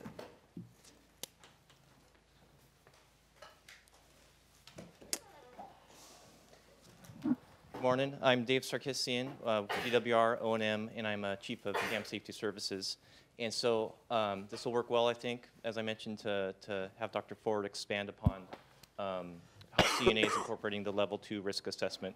But my presentation will kind of provide a recap of the Part 12 and Level 2, and at the end, touch upon CNA.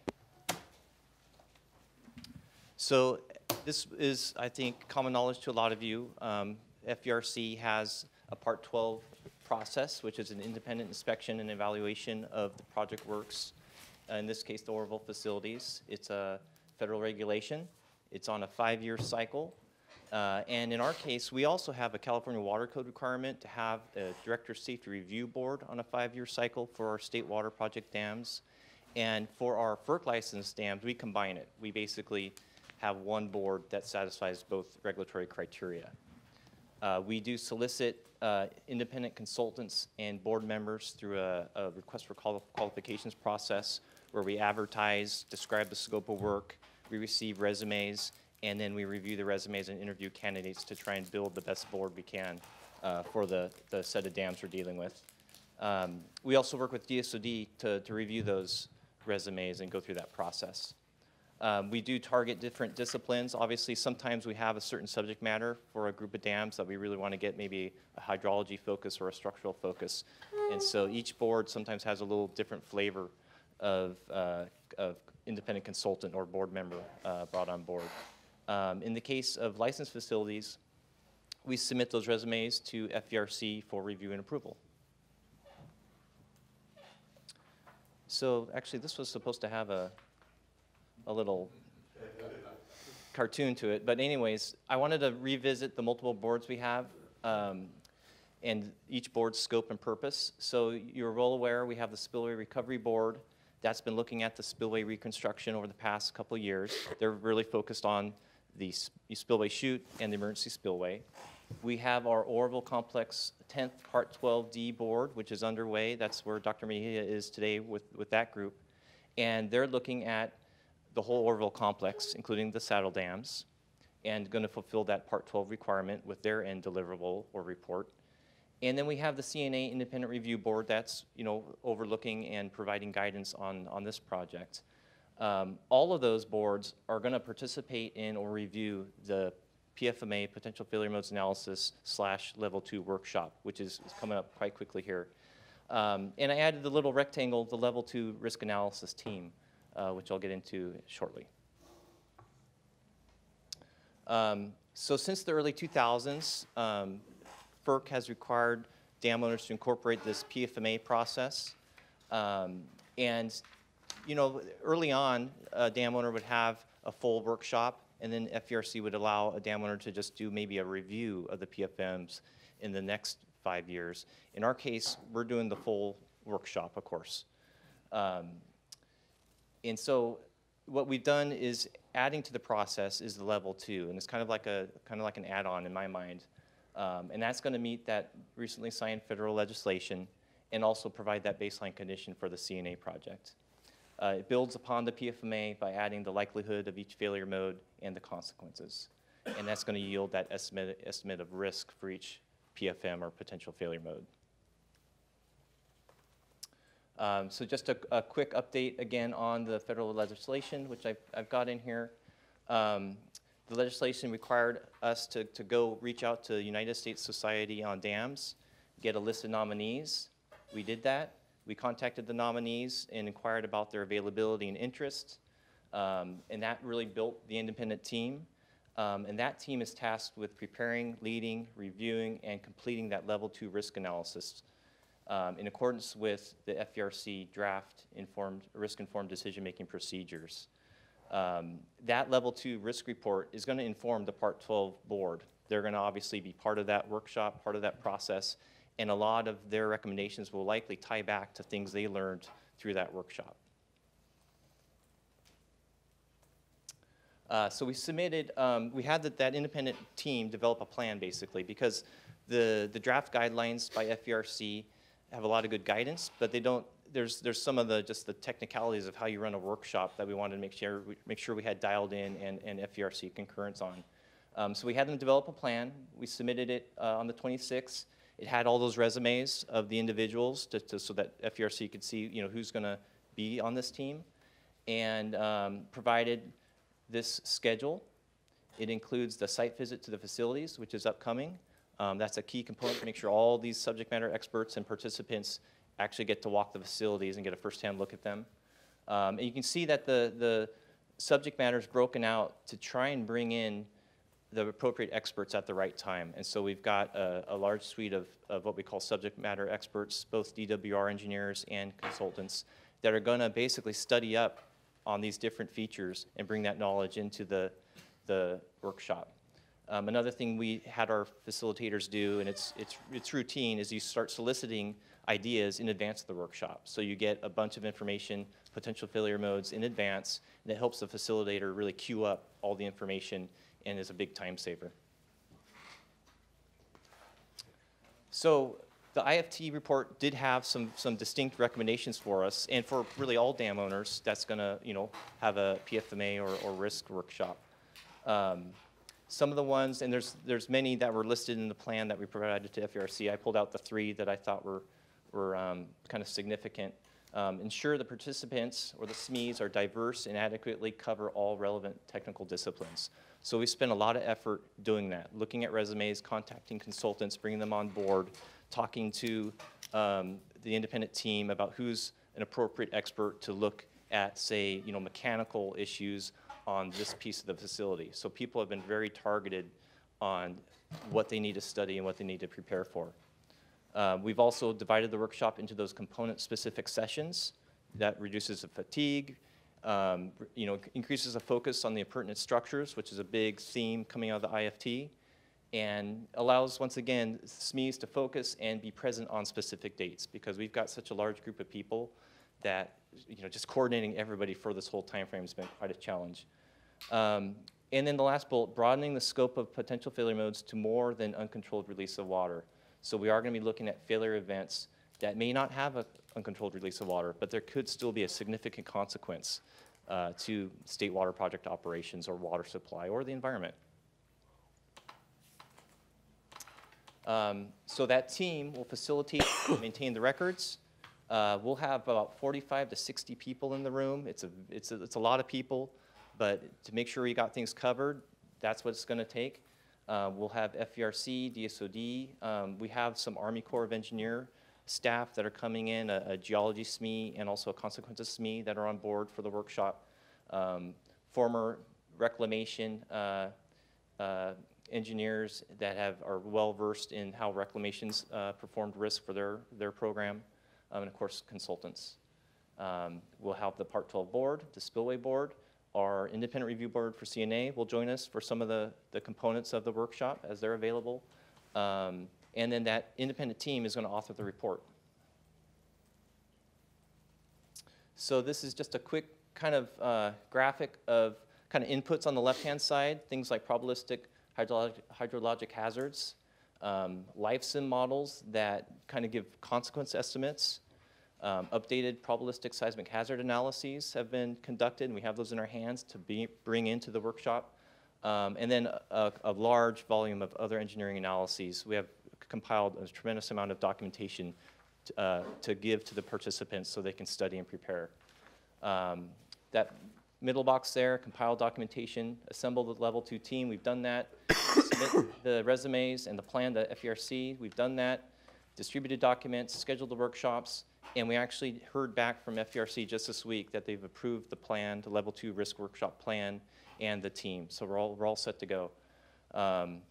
Next up, we're basically right here. Start the workshops, and I believe it's next week are those site visits, and then weeks after that, they'll be having the workshops.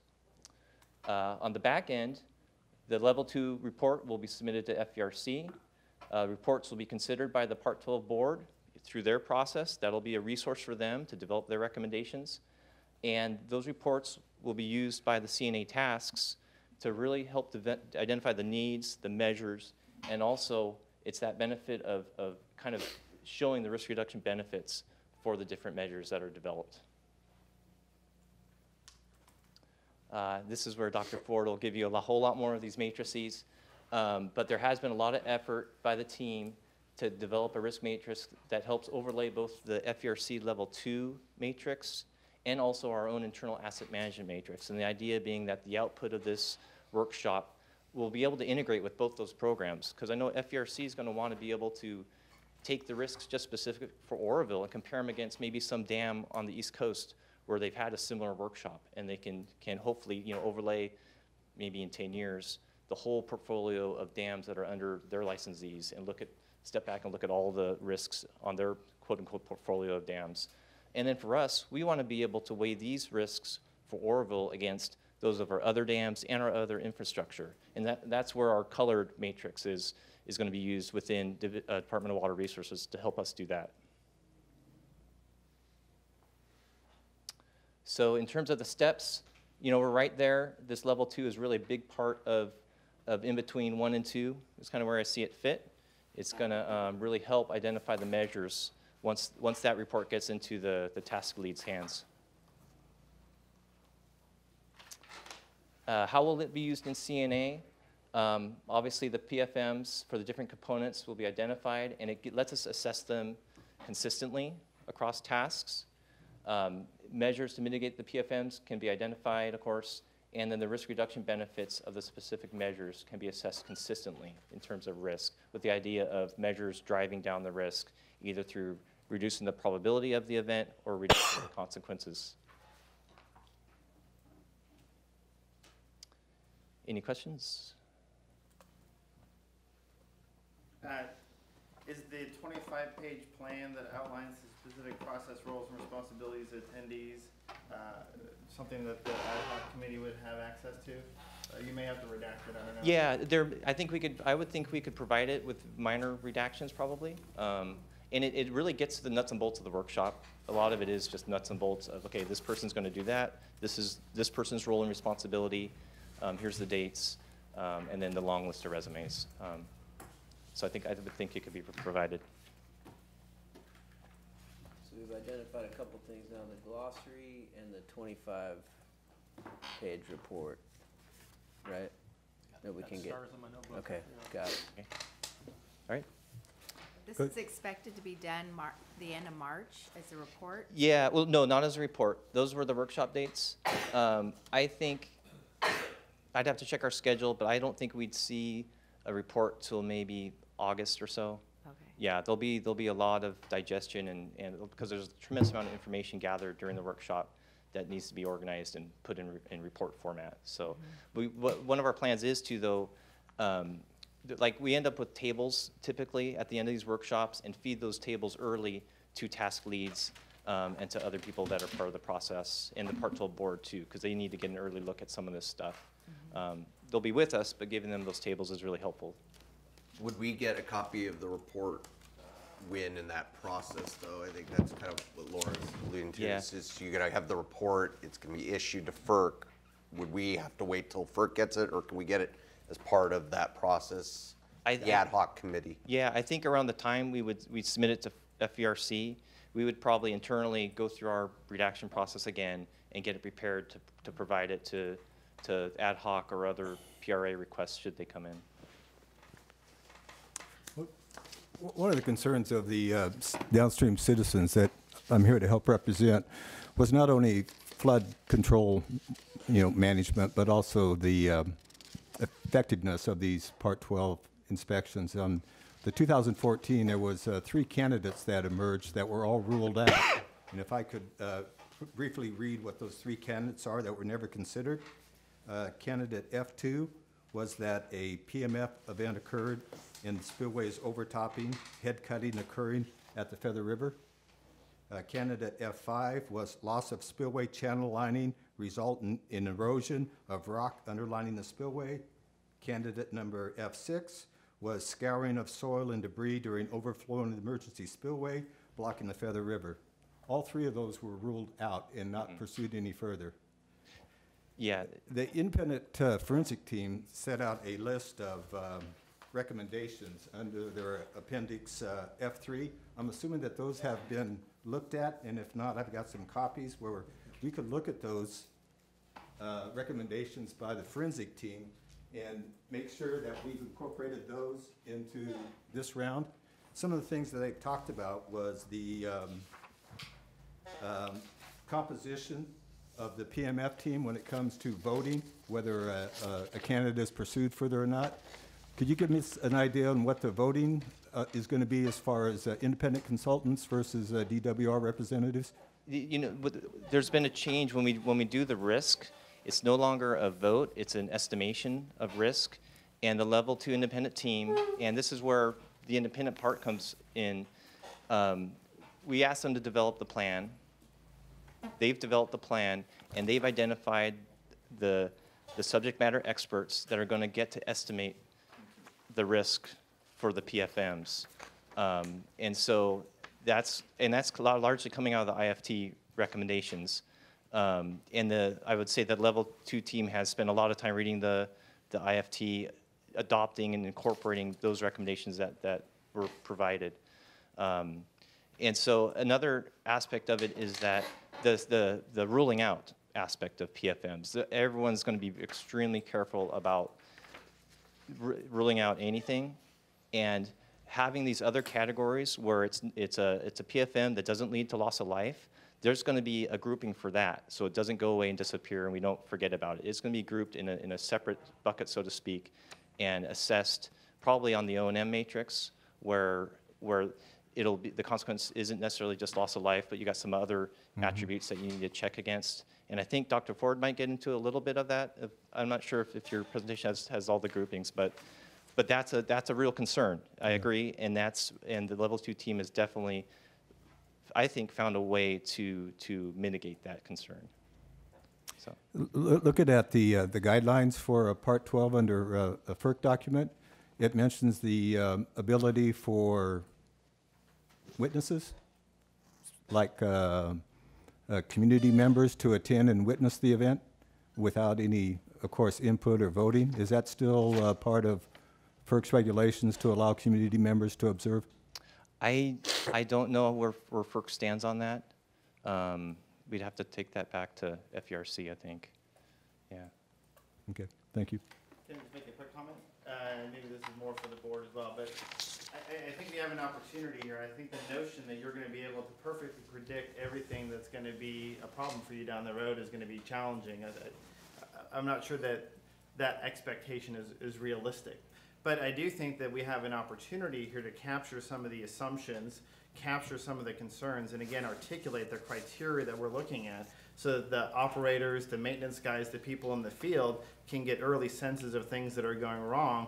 And then you have kind of a shortcut to go back and revisit some things that may have been excluded, not thought of, or dismissed. And I think building that into the process more explicitly would be helpful and get at some of these concerns. Yeah, like, oh, well, in 2014 they dismissed this, but you know, was that appropriate or not? And then when you cycle back every 5 years to do your updating, you can go back and look at those criteria, look at those decisions. So it's not this, I did the analysis, I know what the answer is, but I did the analysis, I'm aware of the things that I don't know, and I'm gonna kind of track and monitor those and always be on the expectation that there could be something happening that I haven't thought of. And I think as a portfolio, as a package, that will put you in a much better position than I did the analysis, I don't have to worry about it until the next 5 years when I'll go back and look at stuff. So I think that's an opportunity that we have to kind of update the process, build that in, and be more on alert throughout the operation as opposed to every 5 years.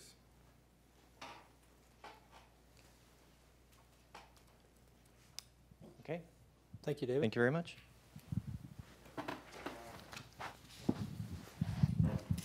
So I'm going to start out by saying that everything that everybody said that I was going to talk about, that I don't talk about, Les Harder is going to talk about.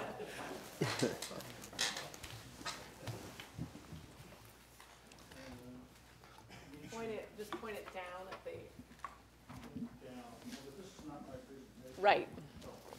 Do you want me to just keep advancing it? You're going through. Okay. That was all his.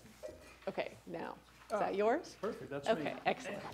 Okay, so I'm David Ford, and what I had planned to talk about, which has, as you've heard, grown substantially since we started, is the evaluation criteria, and particularly the evolution of that evaluation criteria, because I know you've heard some about this, Mike, before, and I just want to kind of tell you where we are with this right now, because it has evolved. We've taken input from the board.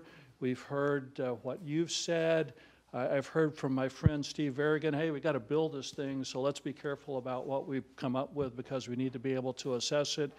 And so I want to just tell you where we are with that. And also, this level 2 risk analysis that's been talked about a number of times today really clearly plays into our evaluation criteria. And I want to show you how we plan to incorporate that in the evaluation criteria. But let me tell you first why we need the evaluation criteria and just remind you of that.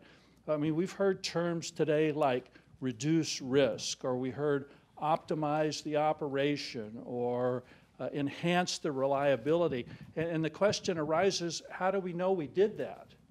How do we measure that? And so that's what this whole idea of evaluation criteria is all about. So I've got a few slides here to kind of illustrate some of those points. I want to tell you where we've landed with this, how we plan to implement this, and how we're going to move forward with this in the slides that I've got here. Okay, so once again, why we need it. Well, we're going to formulate measures and we're going to formulate plans. We've got to evaluate those measures and evaluate those plans. And that's what the evaluation criteria is all about. We have some requirements for doing that, though, not the least of which is we want to do this in a way that all of us can understand.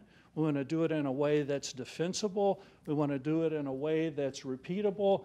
We've talked about this a number of times this morning. We want to embrace the state of the art. We want to do something now that's better than what we did in 1960 because things have evolved, and we want to capture that as much as we can.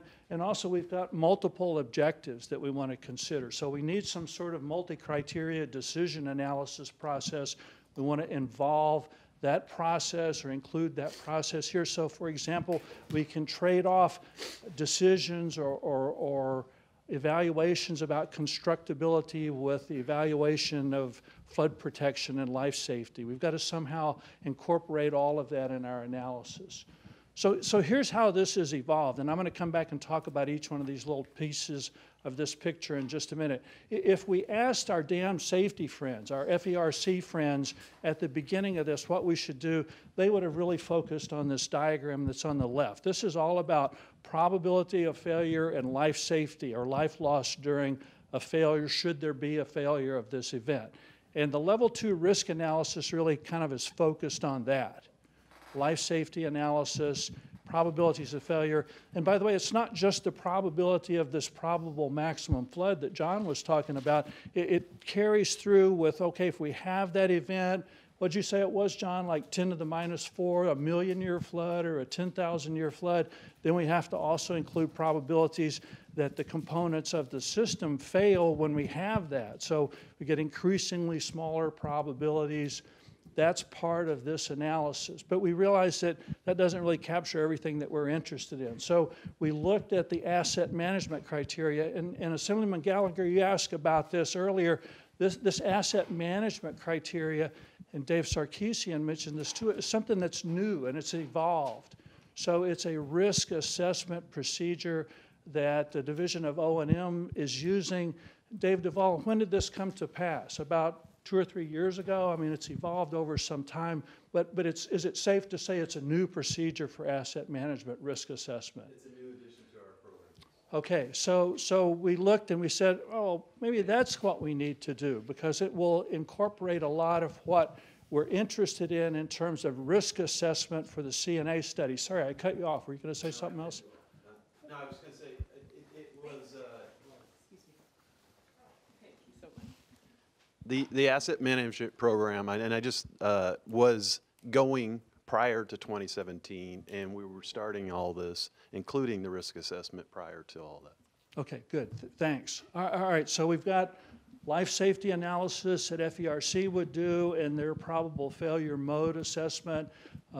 Bruce mentioned earlier that the Bureau of Reclamation and Corps of Engineers do that. We've got this asset management, and then at a meeting recently, and maybe it was 1 meeting back or 2 meetings back of this ad hoc group, you also saw another set of criteria that had been introduced to this to capture things other than life safety, asset management criteria that are important to us. Things like dam safety compliance and operational flexibility and constructability. You saw that list. Well, so what we've realized is, wait, all those things are important.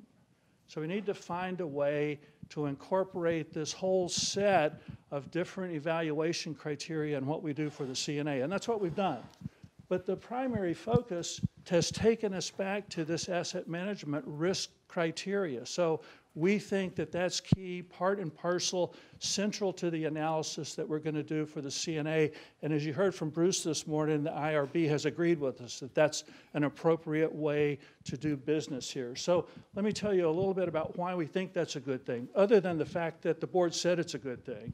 We think it's a good thing because, first off, it does meet the ISO standard. Now, we know that that's not all the world is about, but certainly there's some history of that standard evolving to capture what's important in the dam safety world, and we want to climb on the shoulders of those giants. It meets the CNA goal of risk-informed analysis because it does include a consideration of probability of all of these undesirable events. We can use it for screening plans and measures. It's been used elsewhere in the Department of Water Resources, and that's what David Duvall was saying. We think that that's really important because now we have a body of knowledge that's developed within the department so that we can use this method in a consistent and uniform way. It lets us compare, for example, the performance of Oroville with performance of other dams elsewhere and other components of the State Water Project. And finally, systematic and repeatable and sufficiently flexible to meet our needs.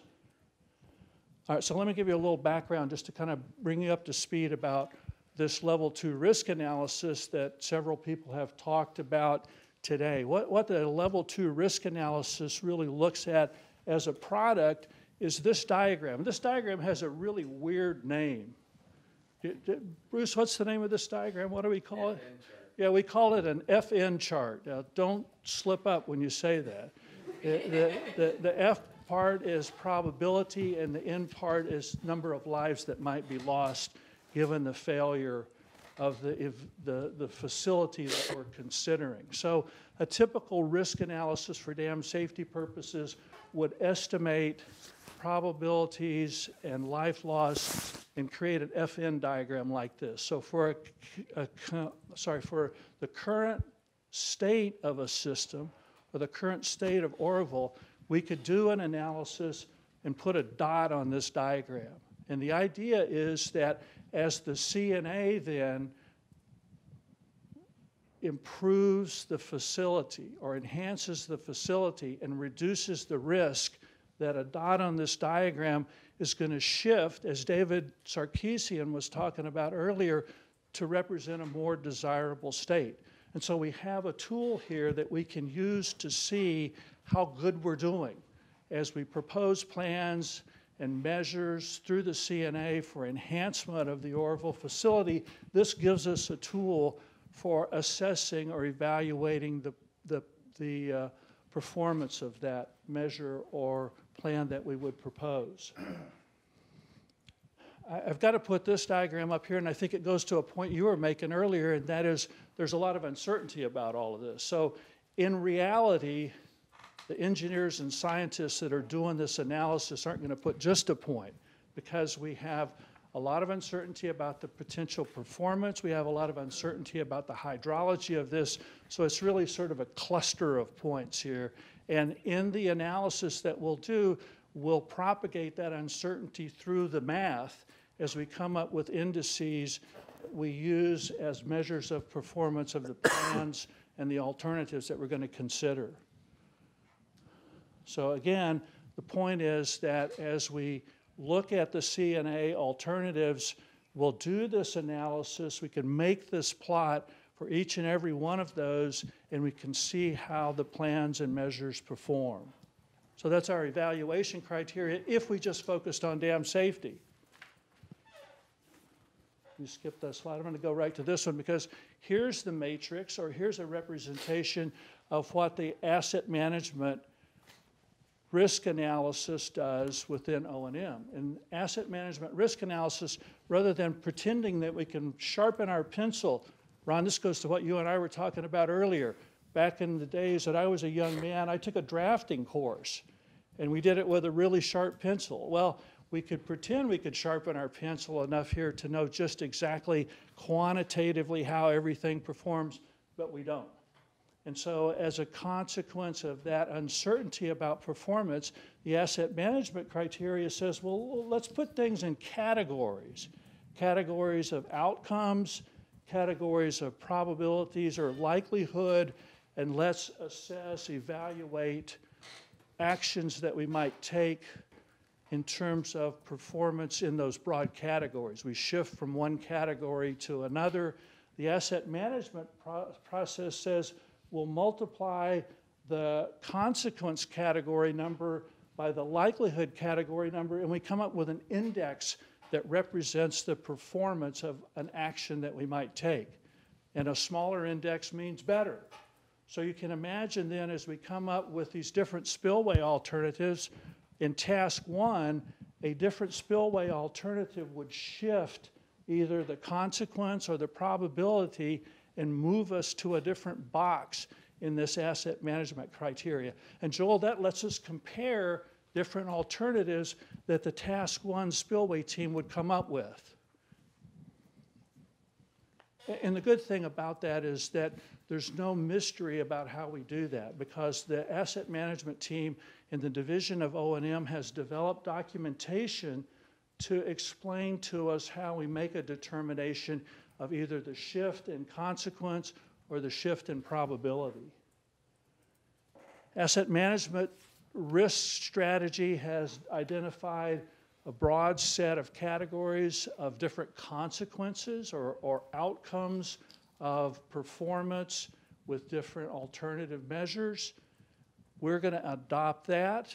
We're going to expand that to include the other criteria that we were talking about earlier. So here, broadly speaking, it has public safety, but we see here an opportunity to merge in this level 2 risk assessment. So rather than using directly the asset management idea about public safety, we can bring in that FN diagram and incorporate the results of that. So we've got here a little bit of a mix of very sharp pencil ideas, Ron, with life loss estimates and probability estimates, and some broader pencil ideas.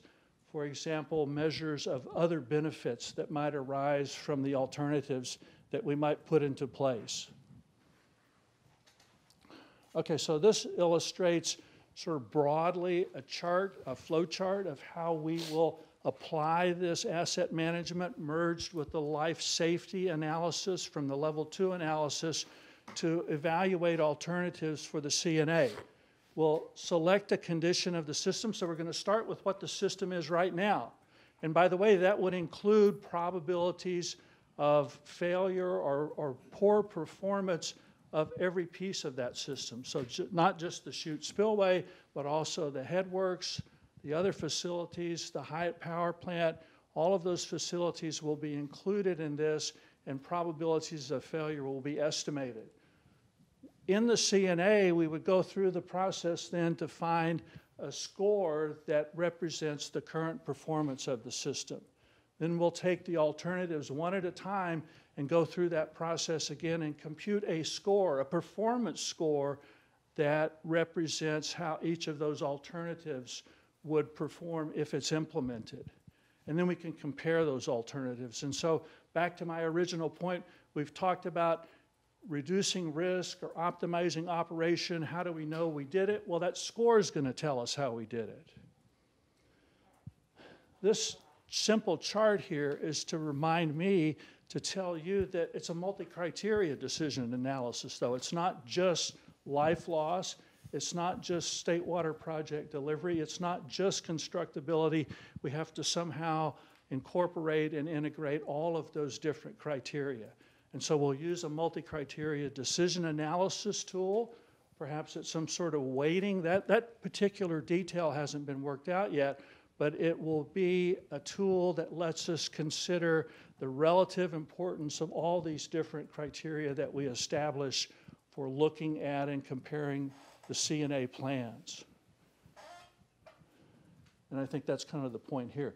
The last point, though, that's really back to David Sarkeesian's point, and that is this level 2 risk assessment that's starting next week and going on when, Sergio, like forever, I think, right? A month's worth of 2 workshops or 4 workshops to consider all of this.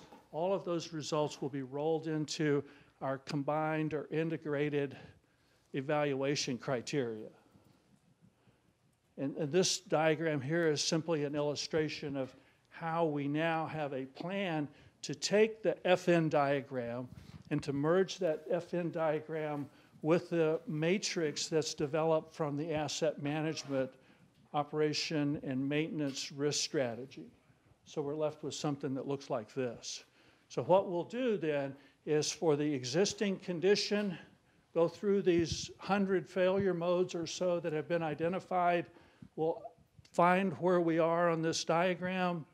Then we'll take the alternatives that are proposed as a part of the CNA, go through that process again, and see where we've shifted on this diagram so that we can compare alternatives. All right, so I know there's about 50 other things that I got tagged with talking about that I forgot to talk about, and I'm sure you're going to remind me what those are. So, questions? As part of your analysis, and we've talked about this before, assumptions are kind of a critical component to structuring this whole thing. Will there be an inventory of assumptions that go into all the analytic steps that would be available for review? And I'm thinking ahead to the August 2019 meeting for us. Was part realistic for some sort of report to be done? So there's a couple questions there. So let me kind of parse them. In regards to the inventory of assumptions, I think that's an outcome of the level 2 risk assessment. So the level 2 risk assessment will take each failure mode in turn and follow it all the way through the whole process. So what was the loading? What was the hydrologic loading? What was the seismic loading? What was the probability of initiation of a failure at that point? What's the probability of progression of a failure? And so that whole set of assumptions will be tabulated as a consequence of that level 2 risk assessment. But even to the point of the probability or the likelihood of failure is 10 to the minus 3. What's the basis for that? There's an assumption that goes into that element. Is that level of detail going to be included in the documentation for the analysis? So broadly speaking, the answer to your question is yes. It goes back a little bit to what David Sarkeesian was saying about the process for the level 2 risk assessment. And so he mentioned, I think you used the word estimators or evaluators. I forgot what words you used, David. But in this group of 60 people or so that will participate in these workshops, in some cases, no one knows with certainty what that probability is. And so the estimators will make an estimate of the probability. Each of those estimates will be tabulated. And I'm not sure to what extent, but each of those estimators will provide their reasoning for what probability they estimated. And so that will be carried forward into the report. So I think the answer to your question is yes. Maybe not at the level of details so that every one of the 60 voters will have a page of description, but certainly there'll be some explanation of why the number that was used was used. Yeah, maybe more of a request as opposed to a question. Another question is, and I'm not super familiar with the Part 12D analyses, but how do you deal with interdependencies where you have a primary effect, but that then has a ripple effect, a secondary and a tertiary? Are you focusing just on primary stuff and then not really capturing the secondary or tertiary? How do you deal with the interdependency concept in the analysis? So I'll give an answer, and then maybe no, the best thing I can do is Les is going to answer that question. No, but let me give an answer to that. So the simple answer, I think, is that in the Part 12 process, for each of these failure modes, the mechanism that leads to the failure is elaborated on in the documentation. And so we would say, well, for this failure mode, we have an occurrence of the probable maximum flood, and we have a failure of the gate structure, and we have this and that, and so all of those secondary effects and sort of sub-events that would lead to the failure will be documented in that, and probabilities assigned to each of those. Okay, so I think that's just part of the typical Part 12D process. So you're capturing the interdependencies in the framing of the scenario. That's right. And so if it's not in the scenario, it's not accounted for. Well, I think that's a fair statement, yeah. Okay. And so here's maybe a challenge for the team as they move through the process. The research that we've done on catastrophic situations that have unfolded over the years is that maybe 25% of the quote-unquote risk is quantifiable and can be analyzed. You still have a vulnerability of maybe 70%, the far majority that never makes it into a scenario, never makes it into an analysis.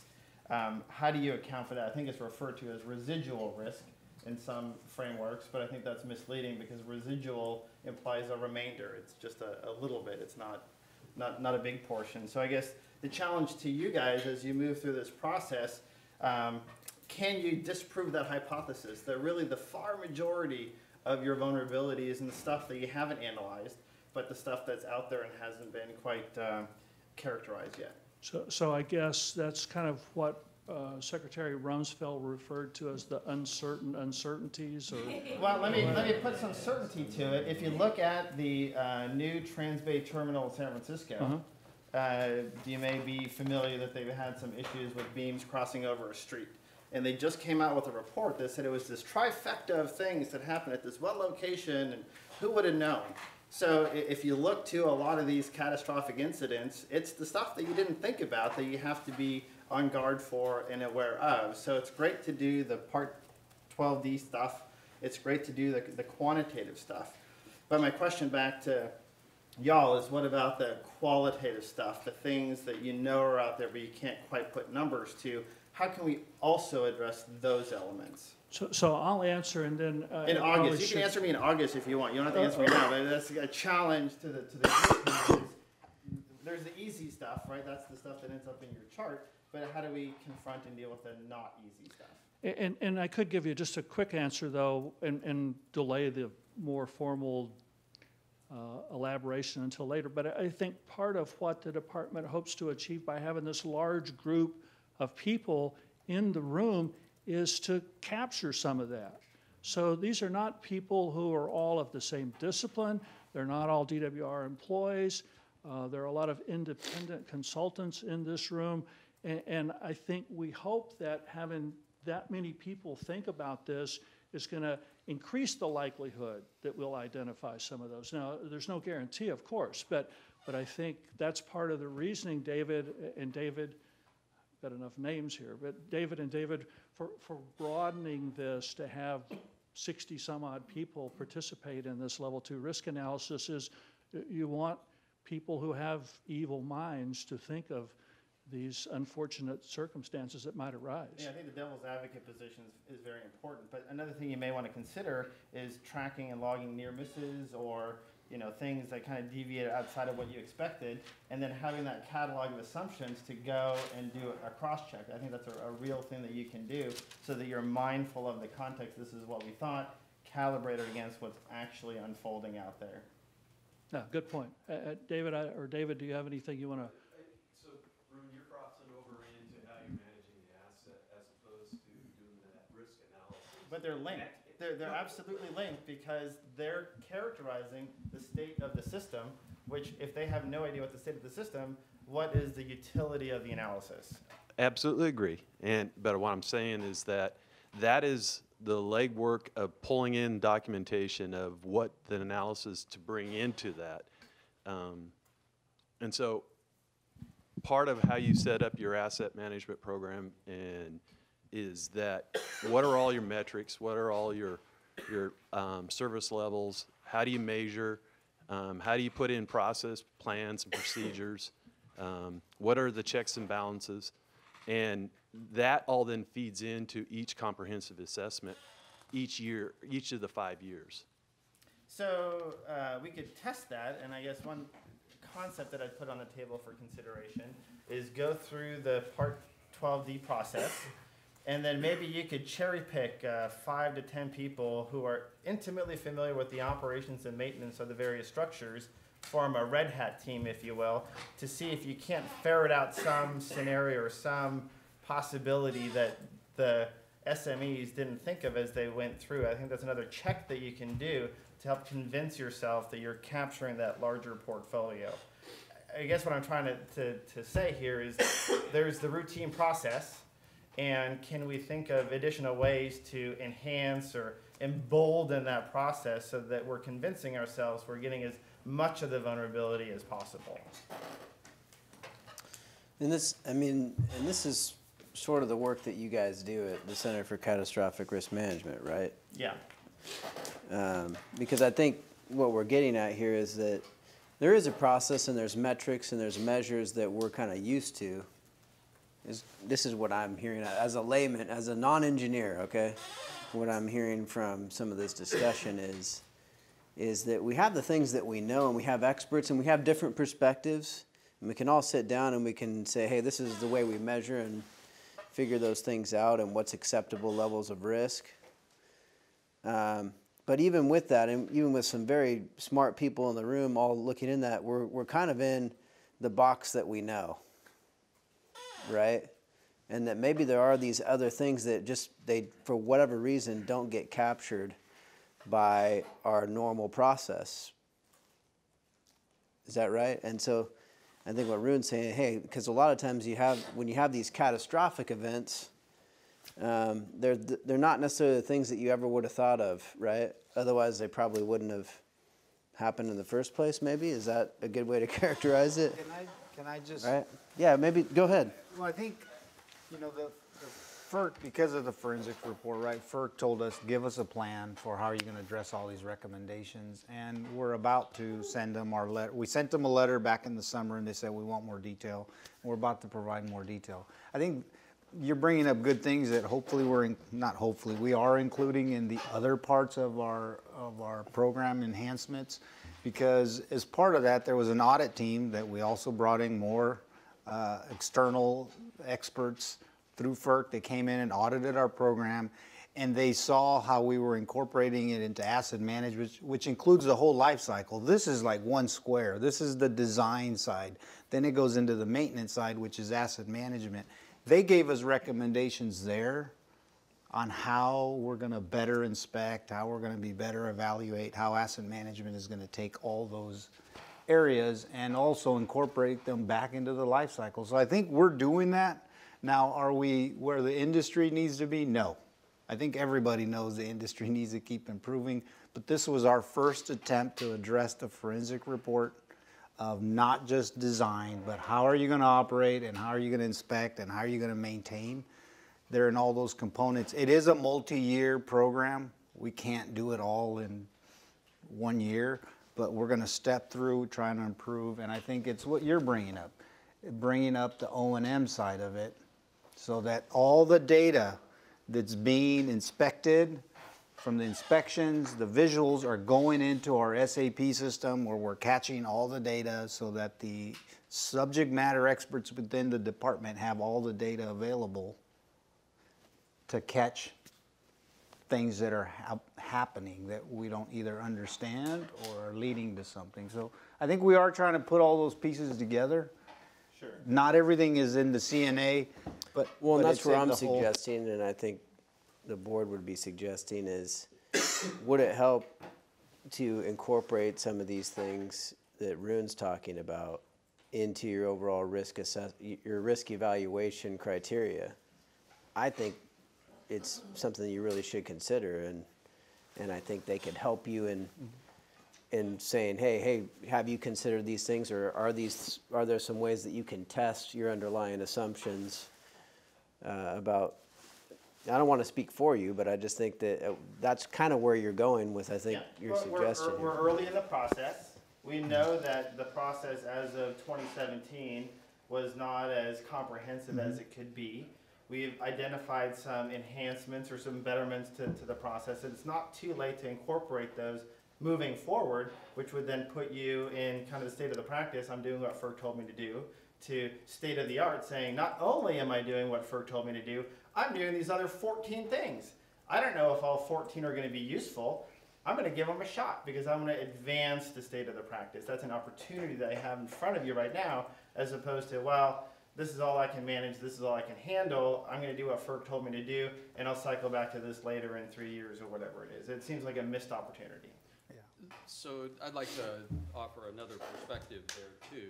I think be very careful that the level 2 analysis that FERC has asked DWR to do goes far beyond anything that has been done in the sense of traditional engineering analysis of dams.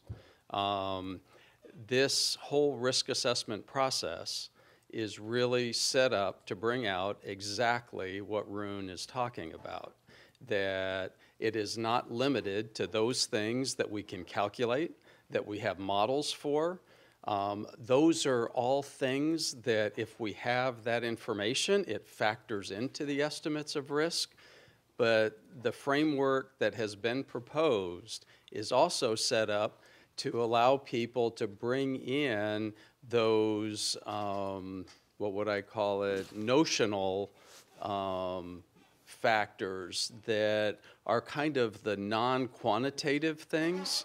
And what you're going to find is that will all get discussed in the process. And to the point of documentation, every estimate for every probability in the event trees will have a listing of what are the factors that make it more likely and what are the factors that make it less likely, and identify that these were the primary factors that the estimating group based their estimate on. So all of that is going to be captured in the documentation. And I can only say that because I lived it for 20 years in the Bureau of Reclamation. And most of the people that you have on the team have come up helping us develop the Bureau of Reclamation program. So Bruce, is it your position that the current FERC 12D process is complete, that it captures everything that you should be looking for? So the current FERC 12D process is not the level 2 risk assessment. Okay, so So is it your recommendation then that DWR should do the Part 12D process? And again, I'm not an expert on what all the connotations are, but yeah. they're doing a level 2 risk analysis. So if your notion is that the 12D process is complete and exhaustive, isn't that what we should be doing? No. So my notion is that the level 2 risk analysis is a far more complete process, and its results will inform both the FERC Part 12D and the CNA. Okay, so the level 2 risk analysis is going to cast a net over everything you need to be concerned about. Correct, and I think that was in David's presentation, that when you look at the clouds there, that the level 2 analysis encompassed everything. So would you also agree then, if we put together a little red hat team at the end of this process, that red hat team would be unable to find anything that the level 2 risk analysis didn't identify? I think that's an unreasonable assumption. That, I mean, we've tried it before in reclamation as we were trying to formulate this process. We actually had a dam that came back and said that there was a 1 chance in 10 of it failing in any given year. But the dam had been there for 90 years. And so we're like, that doesn't make any sense. So we created a second team. They came back with exactly the same result. Ultimately, we found out when we were putting in some instrumentation, the dam was failing. It just hadn't reached that point yet. But I think that's the notion that I'm getting at is in your example, it would have just been a one-time thing. Here's the answer, I'm going to move on. But you brought in a second team to double check, and you did instrumentation. And I think that's the notion that I think would be helpful in this process here is don't just stop at the end of the analysis, but keep going, keep exploring those assumptions and build that into your process. So I think that's part of the review of what's done. FERC conducted a after-incident panel, and that was one of their recommendations, is that you bring in another team to look at the final results and findings and scrutinize it through another set of eyes. Yeah. And I don't know if they plan on doing that following Oroville's Part 12, but I think it was a good recommendation that panel made. So the practice that we would use in reclamation was if we were sitting on the fence as to whether or not to take an action, was when we would come back and do more to try to confirm one way or the other. If you come out that in the results, the risks say clearly your orders of magnitude into the area of where you need to take an action, getting another team to look at it isn't going to change the conclusion. Likewise, if you get a result that says we're an order of magnitude below a risk that would cause us to take action, not likely that you're going to find something radically different in that. So let me just sum this up a little bit by saying, like, there's going to be this level 2 risk analysis, which I think is good, and it is, like you said, it's much more comprehensive than anything that's been done before. But since this is an area that Ruin Center really focuses in on, like, hey, what are we maybe not getting?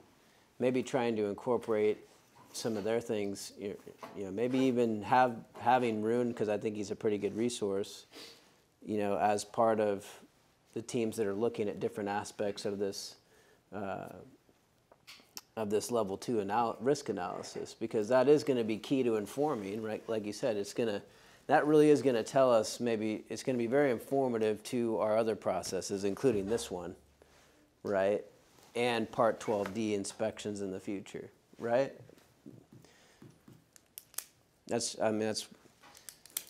When I look at this specific incidents, right? Again, as a layman, but looking back on that forensic report, it's like okay, we did Part 12D inspections, and there were things that were brought up like, well, yeah, we were repairing these cracks every 10 years on the spillway. Why wasn't that ever indicative of like, and they follow the herringbone pattern of where the drains are? Why wasn't that ever indicative of like, okay, well, maybe there's something more fundamentally wrong here, right? But it was instead what happened, according to the report, was, hey, this was normalized. Like, oh no, this is what we do every 10 years, and there's really nothing, you know.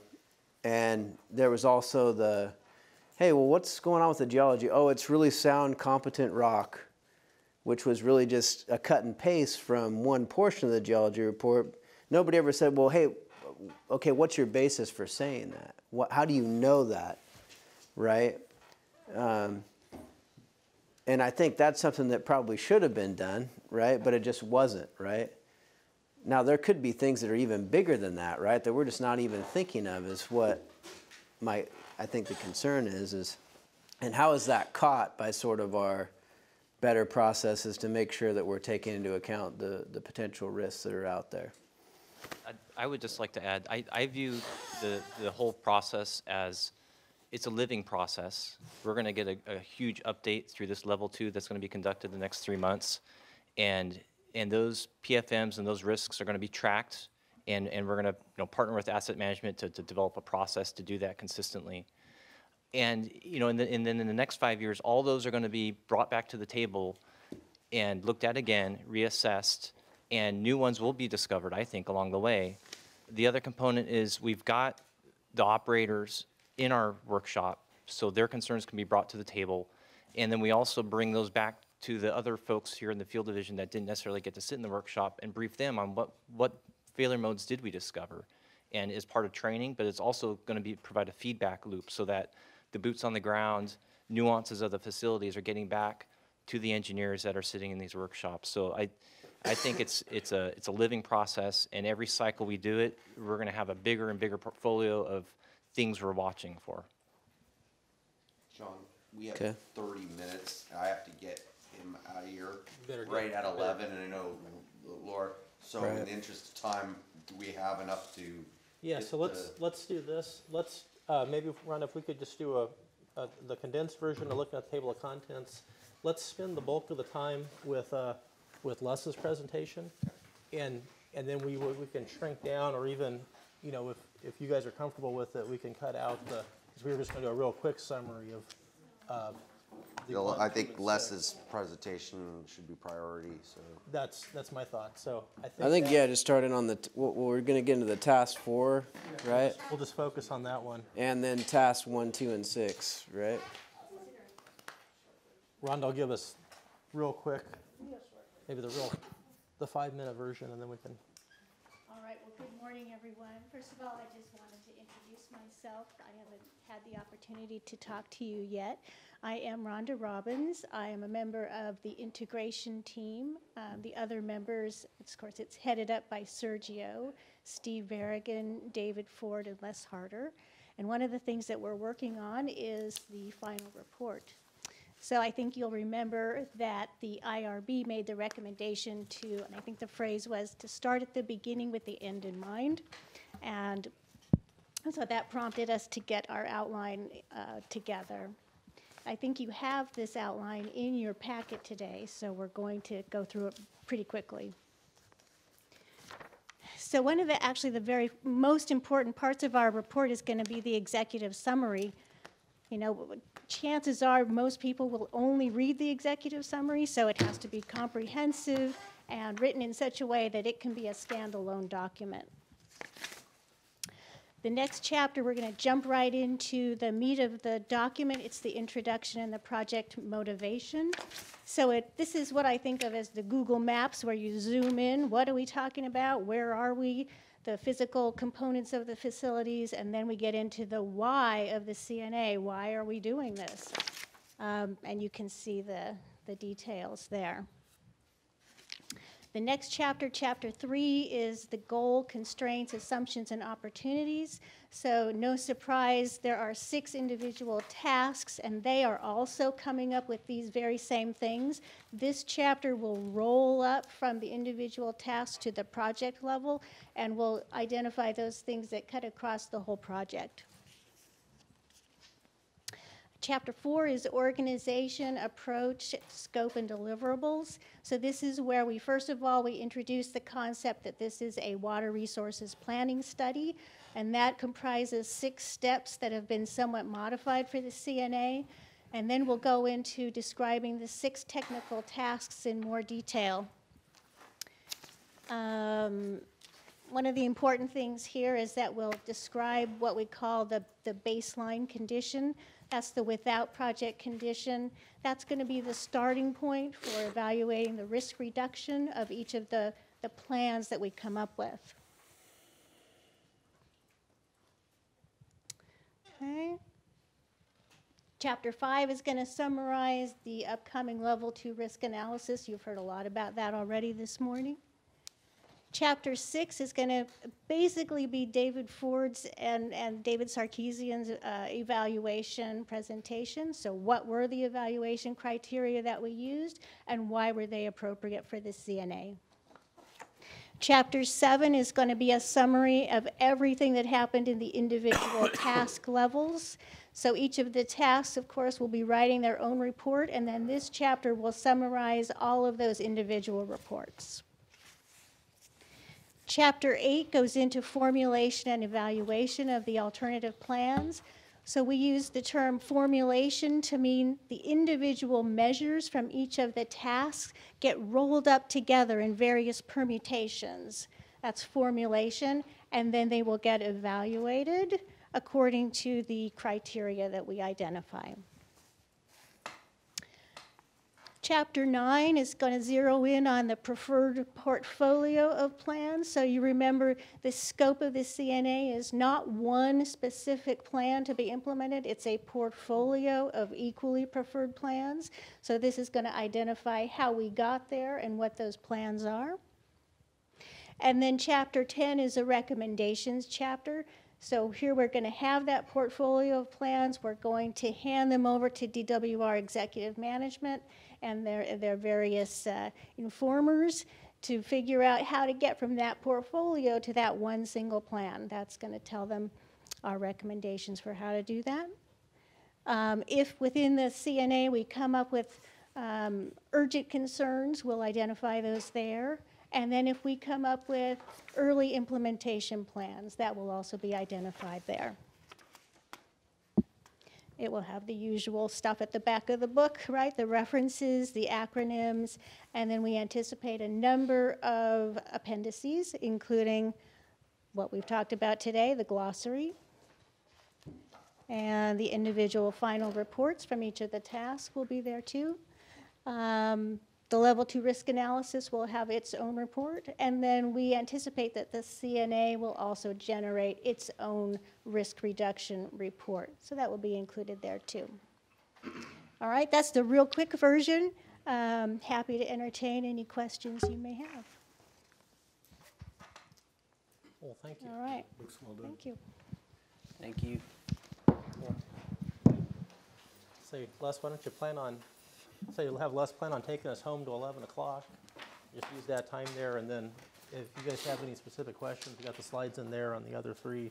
Those are going to be pretty brief presentations to you guys anyways, and then let us know if you have any questions about those, and we can follow up there. Good morning. So for those of you who don't know me, I'm Les Harder, former DWR employee, now a consultant back to DWR. I'm going to talk about update to Task 4, which has to do with looking at low-level outlets, both the existing and possibly new low-level outlets. I want to follow this general outline, probably try and do it quicker than I thought I was going to do it, but talk about the overall needs statement for Task 4 and objectives, talking about objectives and constraints, give you some examples of some evaluations we're going to have to be doing, and then some other pertinent updates related to what a reservoir drawdown looks like, show you some of our calculations, look at seismic shaking for the site and what would happen inside of Hyatt, and potential reservoir drawdown limitations and benefits. So you've seen a version of this slide already today. The CNA process is a planning project. It's going to follow 6 steps of a typical planning study. We're in step or phase 1, which is basically trying to identify needs, constraints, and measures. So needs, we talked about terminology. What are needs? Well, these are things that arise after you look at your baseline conditions and see if things are appropriate, you have appropriate risk management, everything is meeting your criteria and project needs. And when we say baseline, that's not 50 years ago, as Rhonda said, that's what it is today, considering the age of the project and the reliability of the project. Our objectives are things that are measurable and actionable targets to be met with measures, and then alternative plans. So the way we've termed things is we have different tasks for different facilities of the project. The emergency spillways is associated with task 1. Task 3 associated is with the headworks of the FCO. Task 4 is low-level outlets. Task 5 is embankment. Each of those tasks will have measures that might improve things, improve the physical reliability of those facilities. And then they'll be combined into plans, which are combinations of measures from the different features. Constraints are things that limit or restrict action taken to address the needs or opportunities. So earlier, Bruce talked about some of the fact that we've identified constraints already. Some of them are hard constraints that we can't violate, and some of them are soft constraints that might be able to be modified or adjusted with time. So first start out with the review. For low-level outlet, why do we need a low-level outlet for the most part? Well, the primary thing is risk reduction, is the ability to evacuate the reservoir quickly in case something bad has happened to some other feature of the project. So what would be an example of a bad thing? Well, if you had a big earthquake here, and we don't think this will happen, but if you did have a big earthquake and you had the dam slump, you'd want to take the reservoir off of it as soon as you could. And you want to take the reservoir off quickly. So we have a facility that can take off the upper part of the reservoir pretty quickly. Our Division of Safety Dams has criteria for rapid or emergency reservoir drawdown. They have 2 sets of criteria. One is they would like you to be able to take the upper 10% of the reservoir height, take it off within 7 days. So in this case, the reservoir is roughly 600 feet deep, so its height is 600 feet, 10% of that is 60. You want to be able to take that off in just 7 days. Well, we have a facility called the FCO spillway that you're all familiar with, gated spillway. It can easily do that. Meets that first criteria quite well. It can take that 60 feet off in 2 or 3 days if everything's working. So Rune, I think you were talking about, well, what about secondary things that might happen? Well, one secondary thing might happen if you have a big earthquake that causes a slump in the dam. Gee, could that jam the gates so you can't open them? And not open them for weeks, maybe? So that's something we're going to have to look at. Now, the emergency spillway can operate, the control spillway here, the FCO, it can take off the upper 87 feet because its sill elevation is 813, so 900 down to 813, the upper 87 feet. Below that, we rely on the Hyatt power plant for releases. That's the buried underground power plant. And I think most of you have been there, or at least seen that. So it's in a cavern here, has a sloping intake that leads tunnels and penstocks to the power plant, and then they discharge water from the plant in the old diversion tunnels. These are the 2 diversion tunnels they built for the construction of the dam. They plug them here, and they discharge there. So you've all driven and seen these 2 sloping intakes. Each of them takes water down to the underground power plant. It's actually, the plumbing is more complicated because each of them actually divide into 3 because it's a total of 6 units. They go through the plant and the plant discharges in the old tunnels. One of the things about this is there's a lip right here at elevation 628. No water can get in. You know, so if the reservoir gets below that, the plant can't release. And actually, the units stop working when the reservoir gets down to about 680 to 650. So we can take down the upper half of the reservoir with the power plant, but we can't take down the bottom half. It stays there. It's a stagnant pool. So we do have a third outlet called the river valve outlet system. It's in one of these plugs in the diversion tunnel. There's two pipes. These are 6-foot diameter pipes. They can release water when Hyatt is not able to release, but they can only release a little bit of water, only 2,000 to 4,000 CFS. So that keeps the river full in case during drought, but it can't pull down the reservoir because that 2,000 to 4,000 is such a small capacity. Right, so task 4 needs statement, some of our objectives and some of our constraints. So we've modified this a bit since IRB meeting 3, which was about 3.5 weeks ago. Tried to clear up what are objectives related to redundancy versus related objectives for new additional facilities. So our overall task need statement right now is, are additional outlet facilities needed to provide redundancy or additional reservoir drawdown capacity at Oroville? So our first objective is determine whether new outlet facilities should be added to enhance redundancy for the FCO gates for the upper reservoir. Like I said, the existing system more than meets safety dams criteria of its first criteria of bringing down the upper 10%, but is it always going to be there? Will that capacity be reliable, or do we need to put something else in to provide redundancy? The next objective is, do we need to put something in for redundancy for Hyatt? So Hyatt can pull down the upper half of the reservoir, but you know, there's reliability issues with Hyatt too.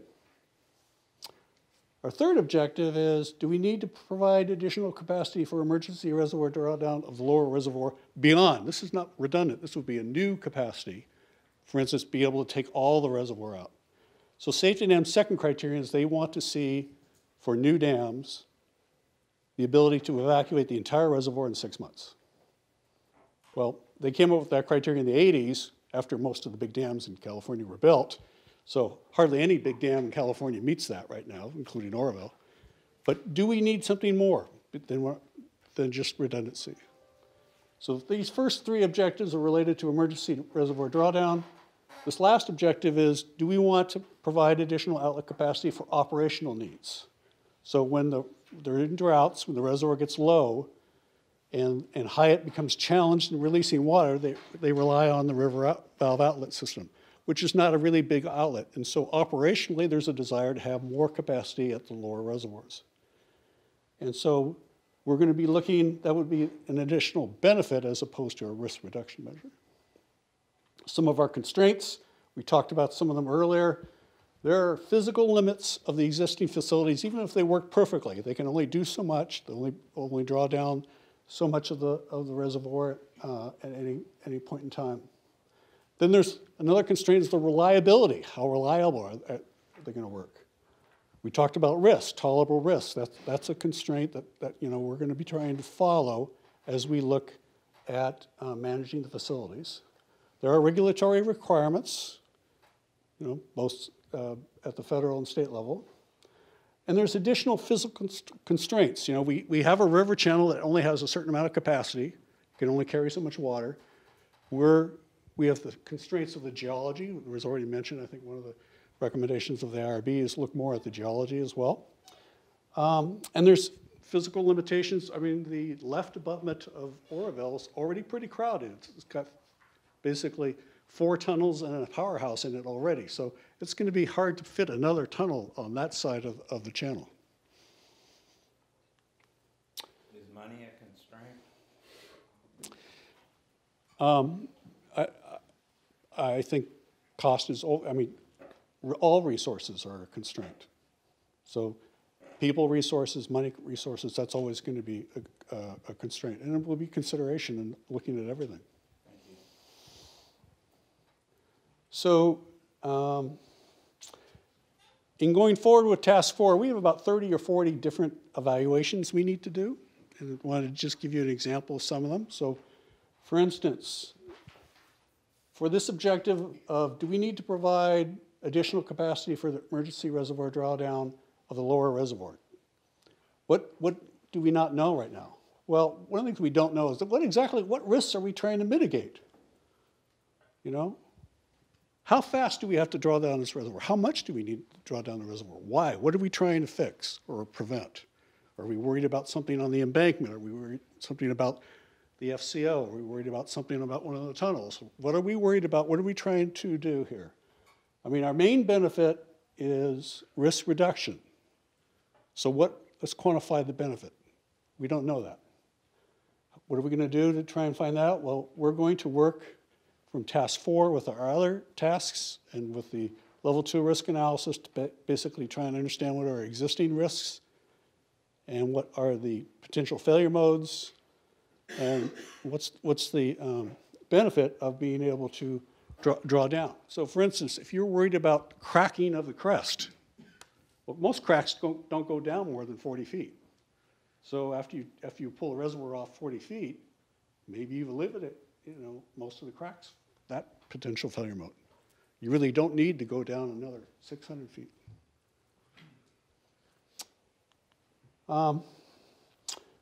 With regard to regulatory requirements, right now there are no requirements in safety dams or FERC for providing redundancy for outlet facilities. But that doesn't mean that they'll stay. So what would be, one of the things we need to know is what are the requirements going to be with time. And I think Bruce touched on this, and one of the recommendations by the IRB is don't concentrate on necessarily past guidance, but work on good engineering solutions. And that's what we're going to do, is we're going to work on good engineering solutions, look at how we're going to manage the risk, and see what risk benefits are we going to get. And I think when we work with the two agencies, they're going to follow what we are going to recommend, because it will make sense from an engineering perspective. And then finally, again, one of the constraints is we have to work with the facilities we have. One of the questions is, we have 2 big diversion tunnels already. They're 35 feet in diameter. Can we make use of one of them as part of a new low-level outlet? We don't know. That was a recommendation from a past workshop, is to consider using one of them. But those tunnels are 55 years old. We don't know the conditions of some of them. You would have to make extensive modifications to Hyatt if you were going to actually use one of them. So we're going to explore that, and the way we're going to explore that is we'll develop some preliminary, alternatives for using parts of the tunnels, see if there's any fatal flaws with them, and then if there aren't any fatal flaws, we'll carry them forward for further consideration. If there are fatal flaws, we'll drop them and look at other measures. So I did want to talk a little bit about reservoir drawdown, what we can do now. So this dashed line is the California Division of Safety Dams guidance for new dams. We call for the upper 10% of the height in 7 days and the rest of the volume in 6 months. So this blue line represents what we could do now if we used everything we currently have and everything worked. So that means all 8 gates of the FCO are fully open, they're operational, fully open, out of the water. That means all 6 turbines at Hyatt are working at their full capacity. That means the river valve outlet's open. And there's also this assumption of 5,000 CFS inflow. In safety dams criteria, they say you should assume no inflow. But there's always inflow. So if everything works, we more than meet the criteria for the upper half of the reservoir, and then we don't touch the criteria for the lower half. That's if everything works. Now we talked about inflow a little bit. So in that example, we picked 5,000 because that's probably about the year-round average inflow. So this is a histogram of 10 seasons from 2003 to 2012. And the heavy red line is the average for those 10 years. So if you look at this, then 5,000, which is this level, this line, that's probably pretty good as an average overall. You know, during the summer and the fall, it gets down to about 2,000 or 3,000. Parts of the winter average around 10,000. So 5,000 is probably pretty good. But you can see in certain seasons, it's not only above 5, above 10, but there's certain parts that are above 20,000. So we'd have to consider that if we're really going to be realistic. Go beyond what the requirements are of safety dams. So we're going to have to consider the likelihood of having more than 5,000 or more than 10,000 when we actually want to do a reservoir drawdown. This is a plot is pretending that the FCO, the gated spillway, is not working. What could we do with the just Hyatt? So this is assuming just Hyatt, no gated spillway, no river valve outlet. The dashed line again is safety dams criteria. This is the upper 10% of the height in 7 days, and then this is going toward total emptying it. Well, if all 8, oh, I'm sorry, this is the FCO. This is, I made a mistake. This is the gated spillway. So this is all 8 gates here. This is if we limit it to 150,000. This is 2 gates. Says basically we need 4 gates to meet the criteria. This is the one I started talking about, which is about Hyatt. If the FCO is not working, and we have all 6 turbines, we can come down, approach the criteria. But if we only have 3 turbines, we're not really working too well.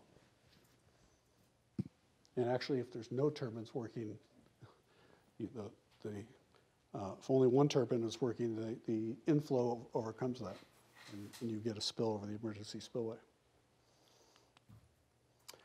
Some of the things we want to look at is, all right, if we want to put a new tunnel in, where should the intake be? What elevation? Do we want to evacuate all of it, all the way down?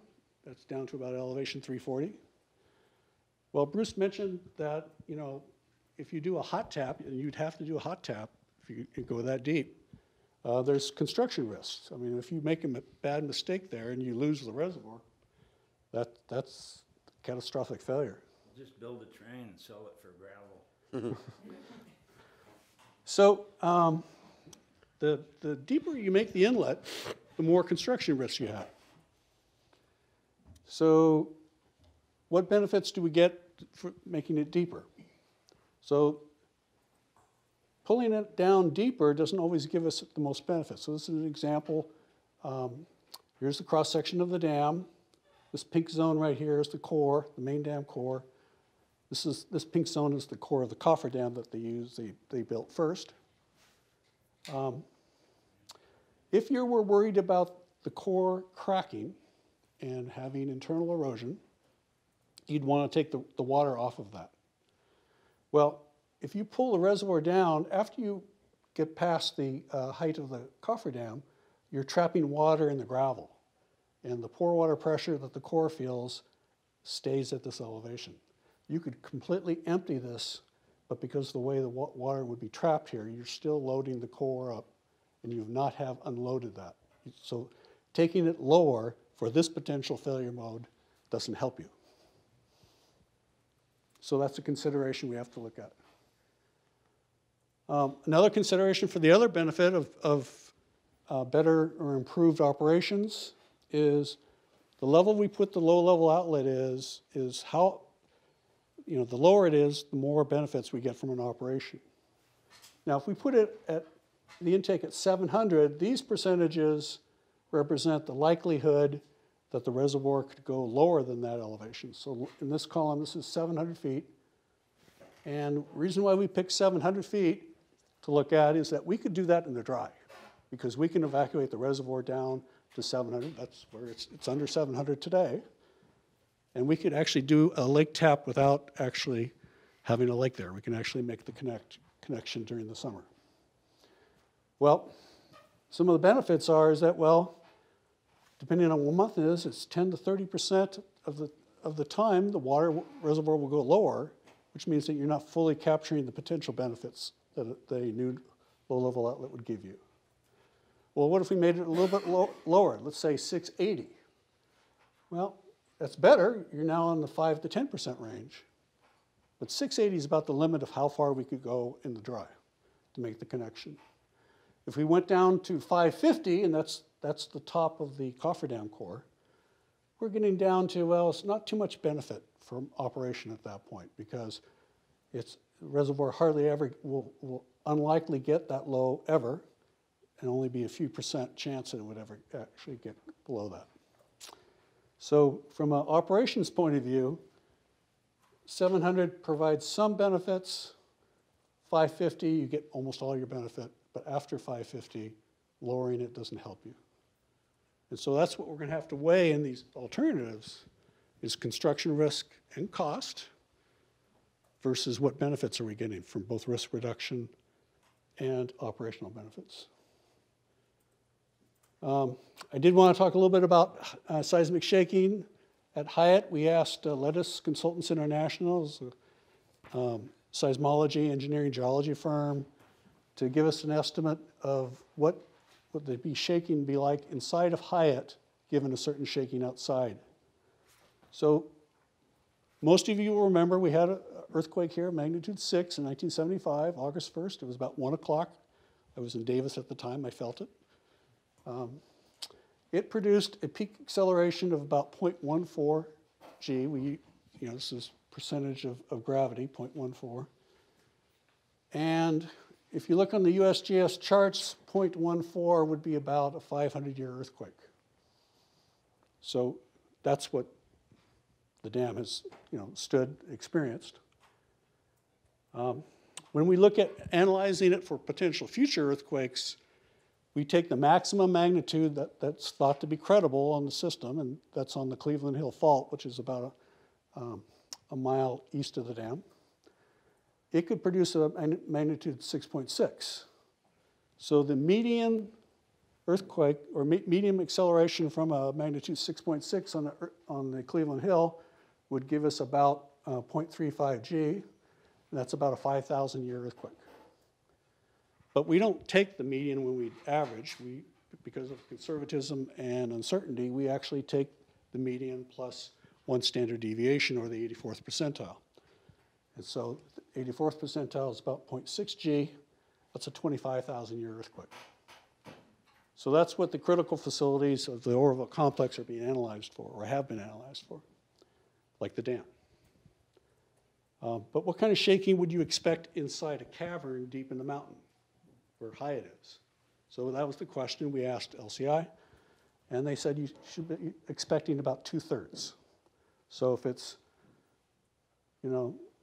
back in 75 when 0.14 was measured at the toe of the dam, probably it was 0.09 or thereabouts inside Hyatt.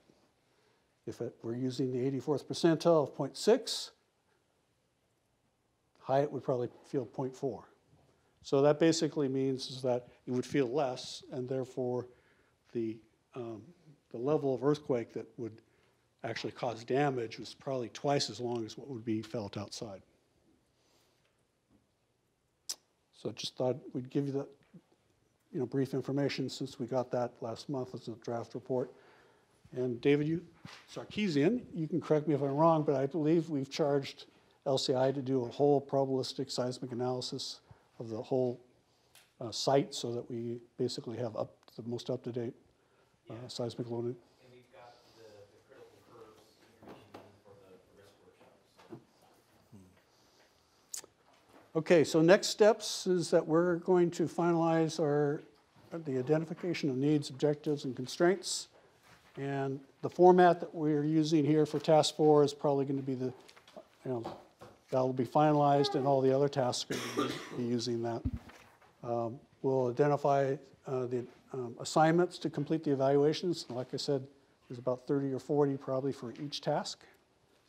And identifying potential measures to address objectives. We've already done that, started doing that, and we've identified certain things, certain tunnel alignments and certain elevations to consider. And of course, we'll be participating in the upcoming PFMA and level 2 risk analysis. Okay. Questions?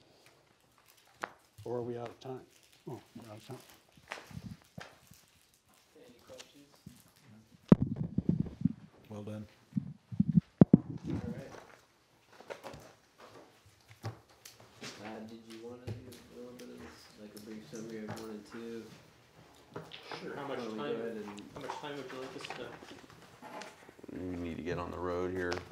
You want to just focus on questions? The 5-minute quick overview? They're about the same, John.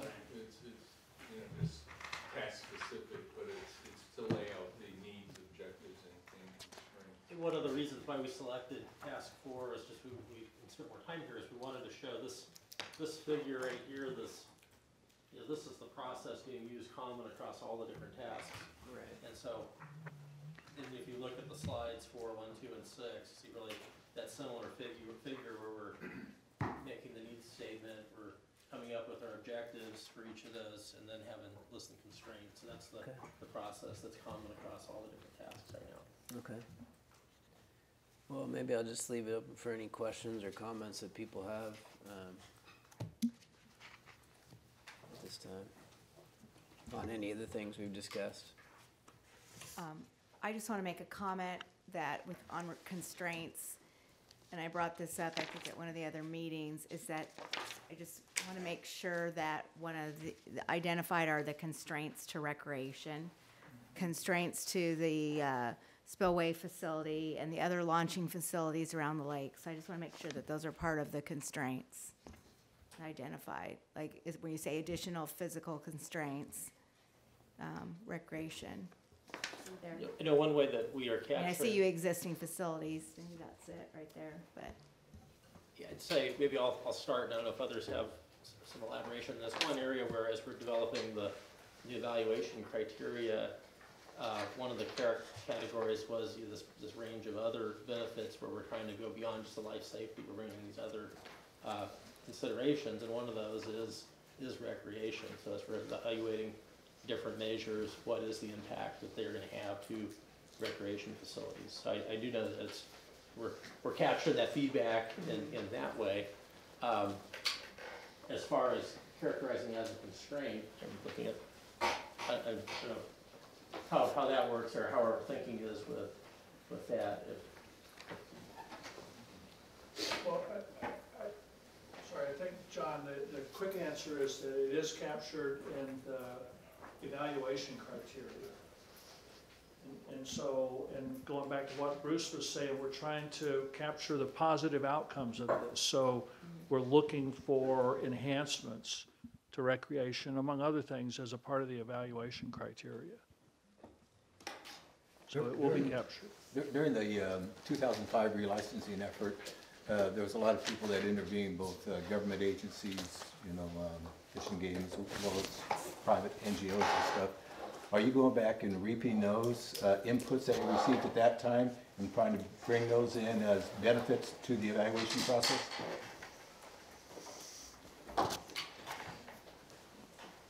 Not yet. Bringing those in as far as what would go into, once the license is issued, different projects that we would be. Going back to this chart here on your public safety, worker safety, regulatory compliance, there's probably a lot of suggestions that came in that were maybe ruled out because of the limitations of the current facility. As we look at evaluating alternative designs, maybe we could reap some of those ideas as secondary benefits and find a way to put those in as maybe additional categories in the evaluation with a lower value of weight. Can we think that through? Because I think the part that I'm hesitant to give you guys answers or us give you answers right now is recreation is part of our license. So we're going to deal with that with FERC one way or the other. And I just want to make sure that this process, while we do want to look for benefits on recreation or any benefits, we need to do it through this process. But if we get to a point where we're wanting to add recreation or it's taking away current recreation, we're going to go through the FERC process, but this process is going to just talk about how do you meet the goals and objectives that we had laid out up front. So I'm just hesitant on what answer we give because I don't want to make it sound like we're saying one way or the other, but I want to talk to the team on how we, because we're going to go through that FERC process on recreation because it's a license requirement, and we're not going to, we're going to do what we're obligated to do. We're going to meet our commitments. We're in between licenses, so that's another complication, that. So Yeah, I would leave it there, but I Yeah, don't know. No, that's fine. I just want to throw it out there. Well, thank you, everybody, and we'll circulate the schedule for the next meeting and when we would like to get comments back. And Let me take this off first.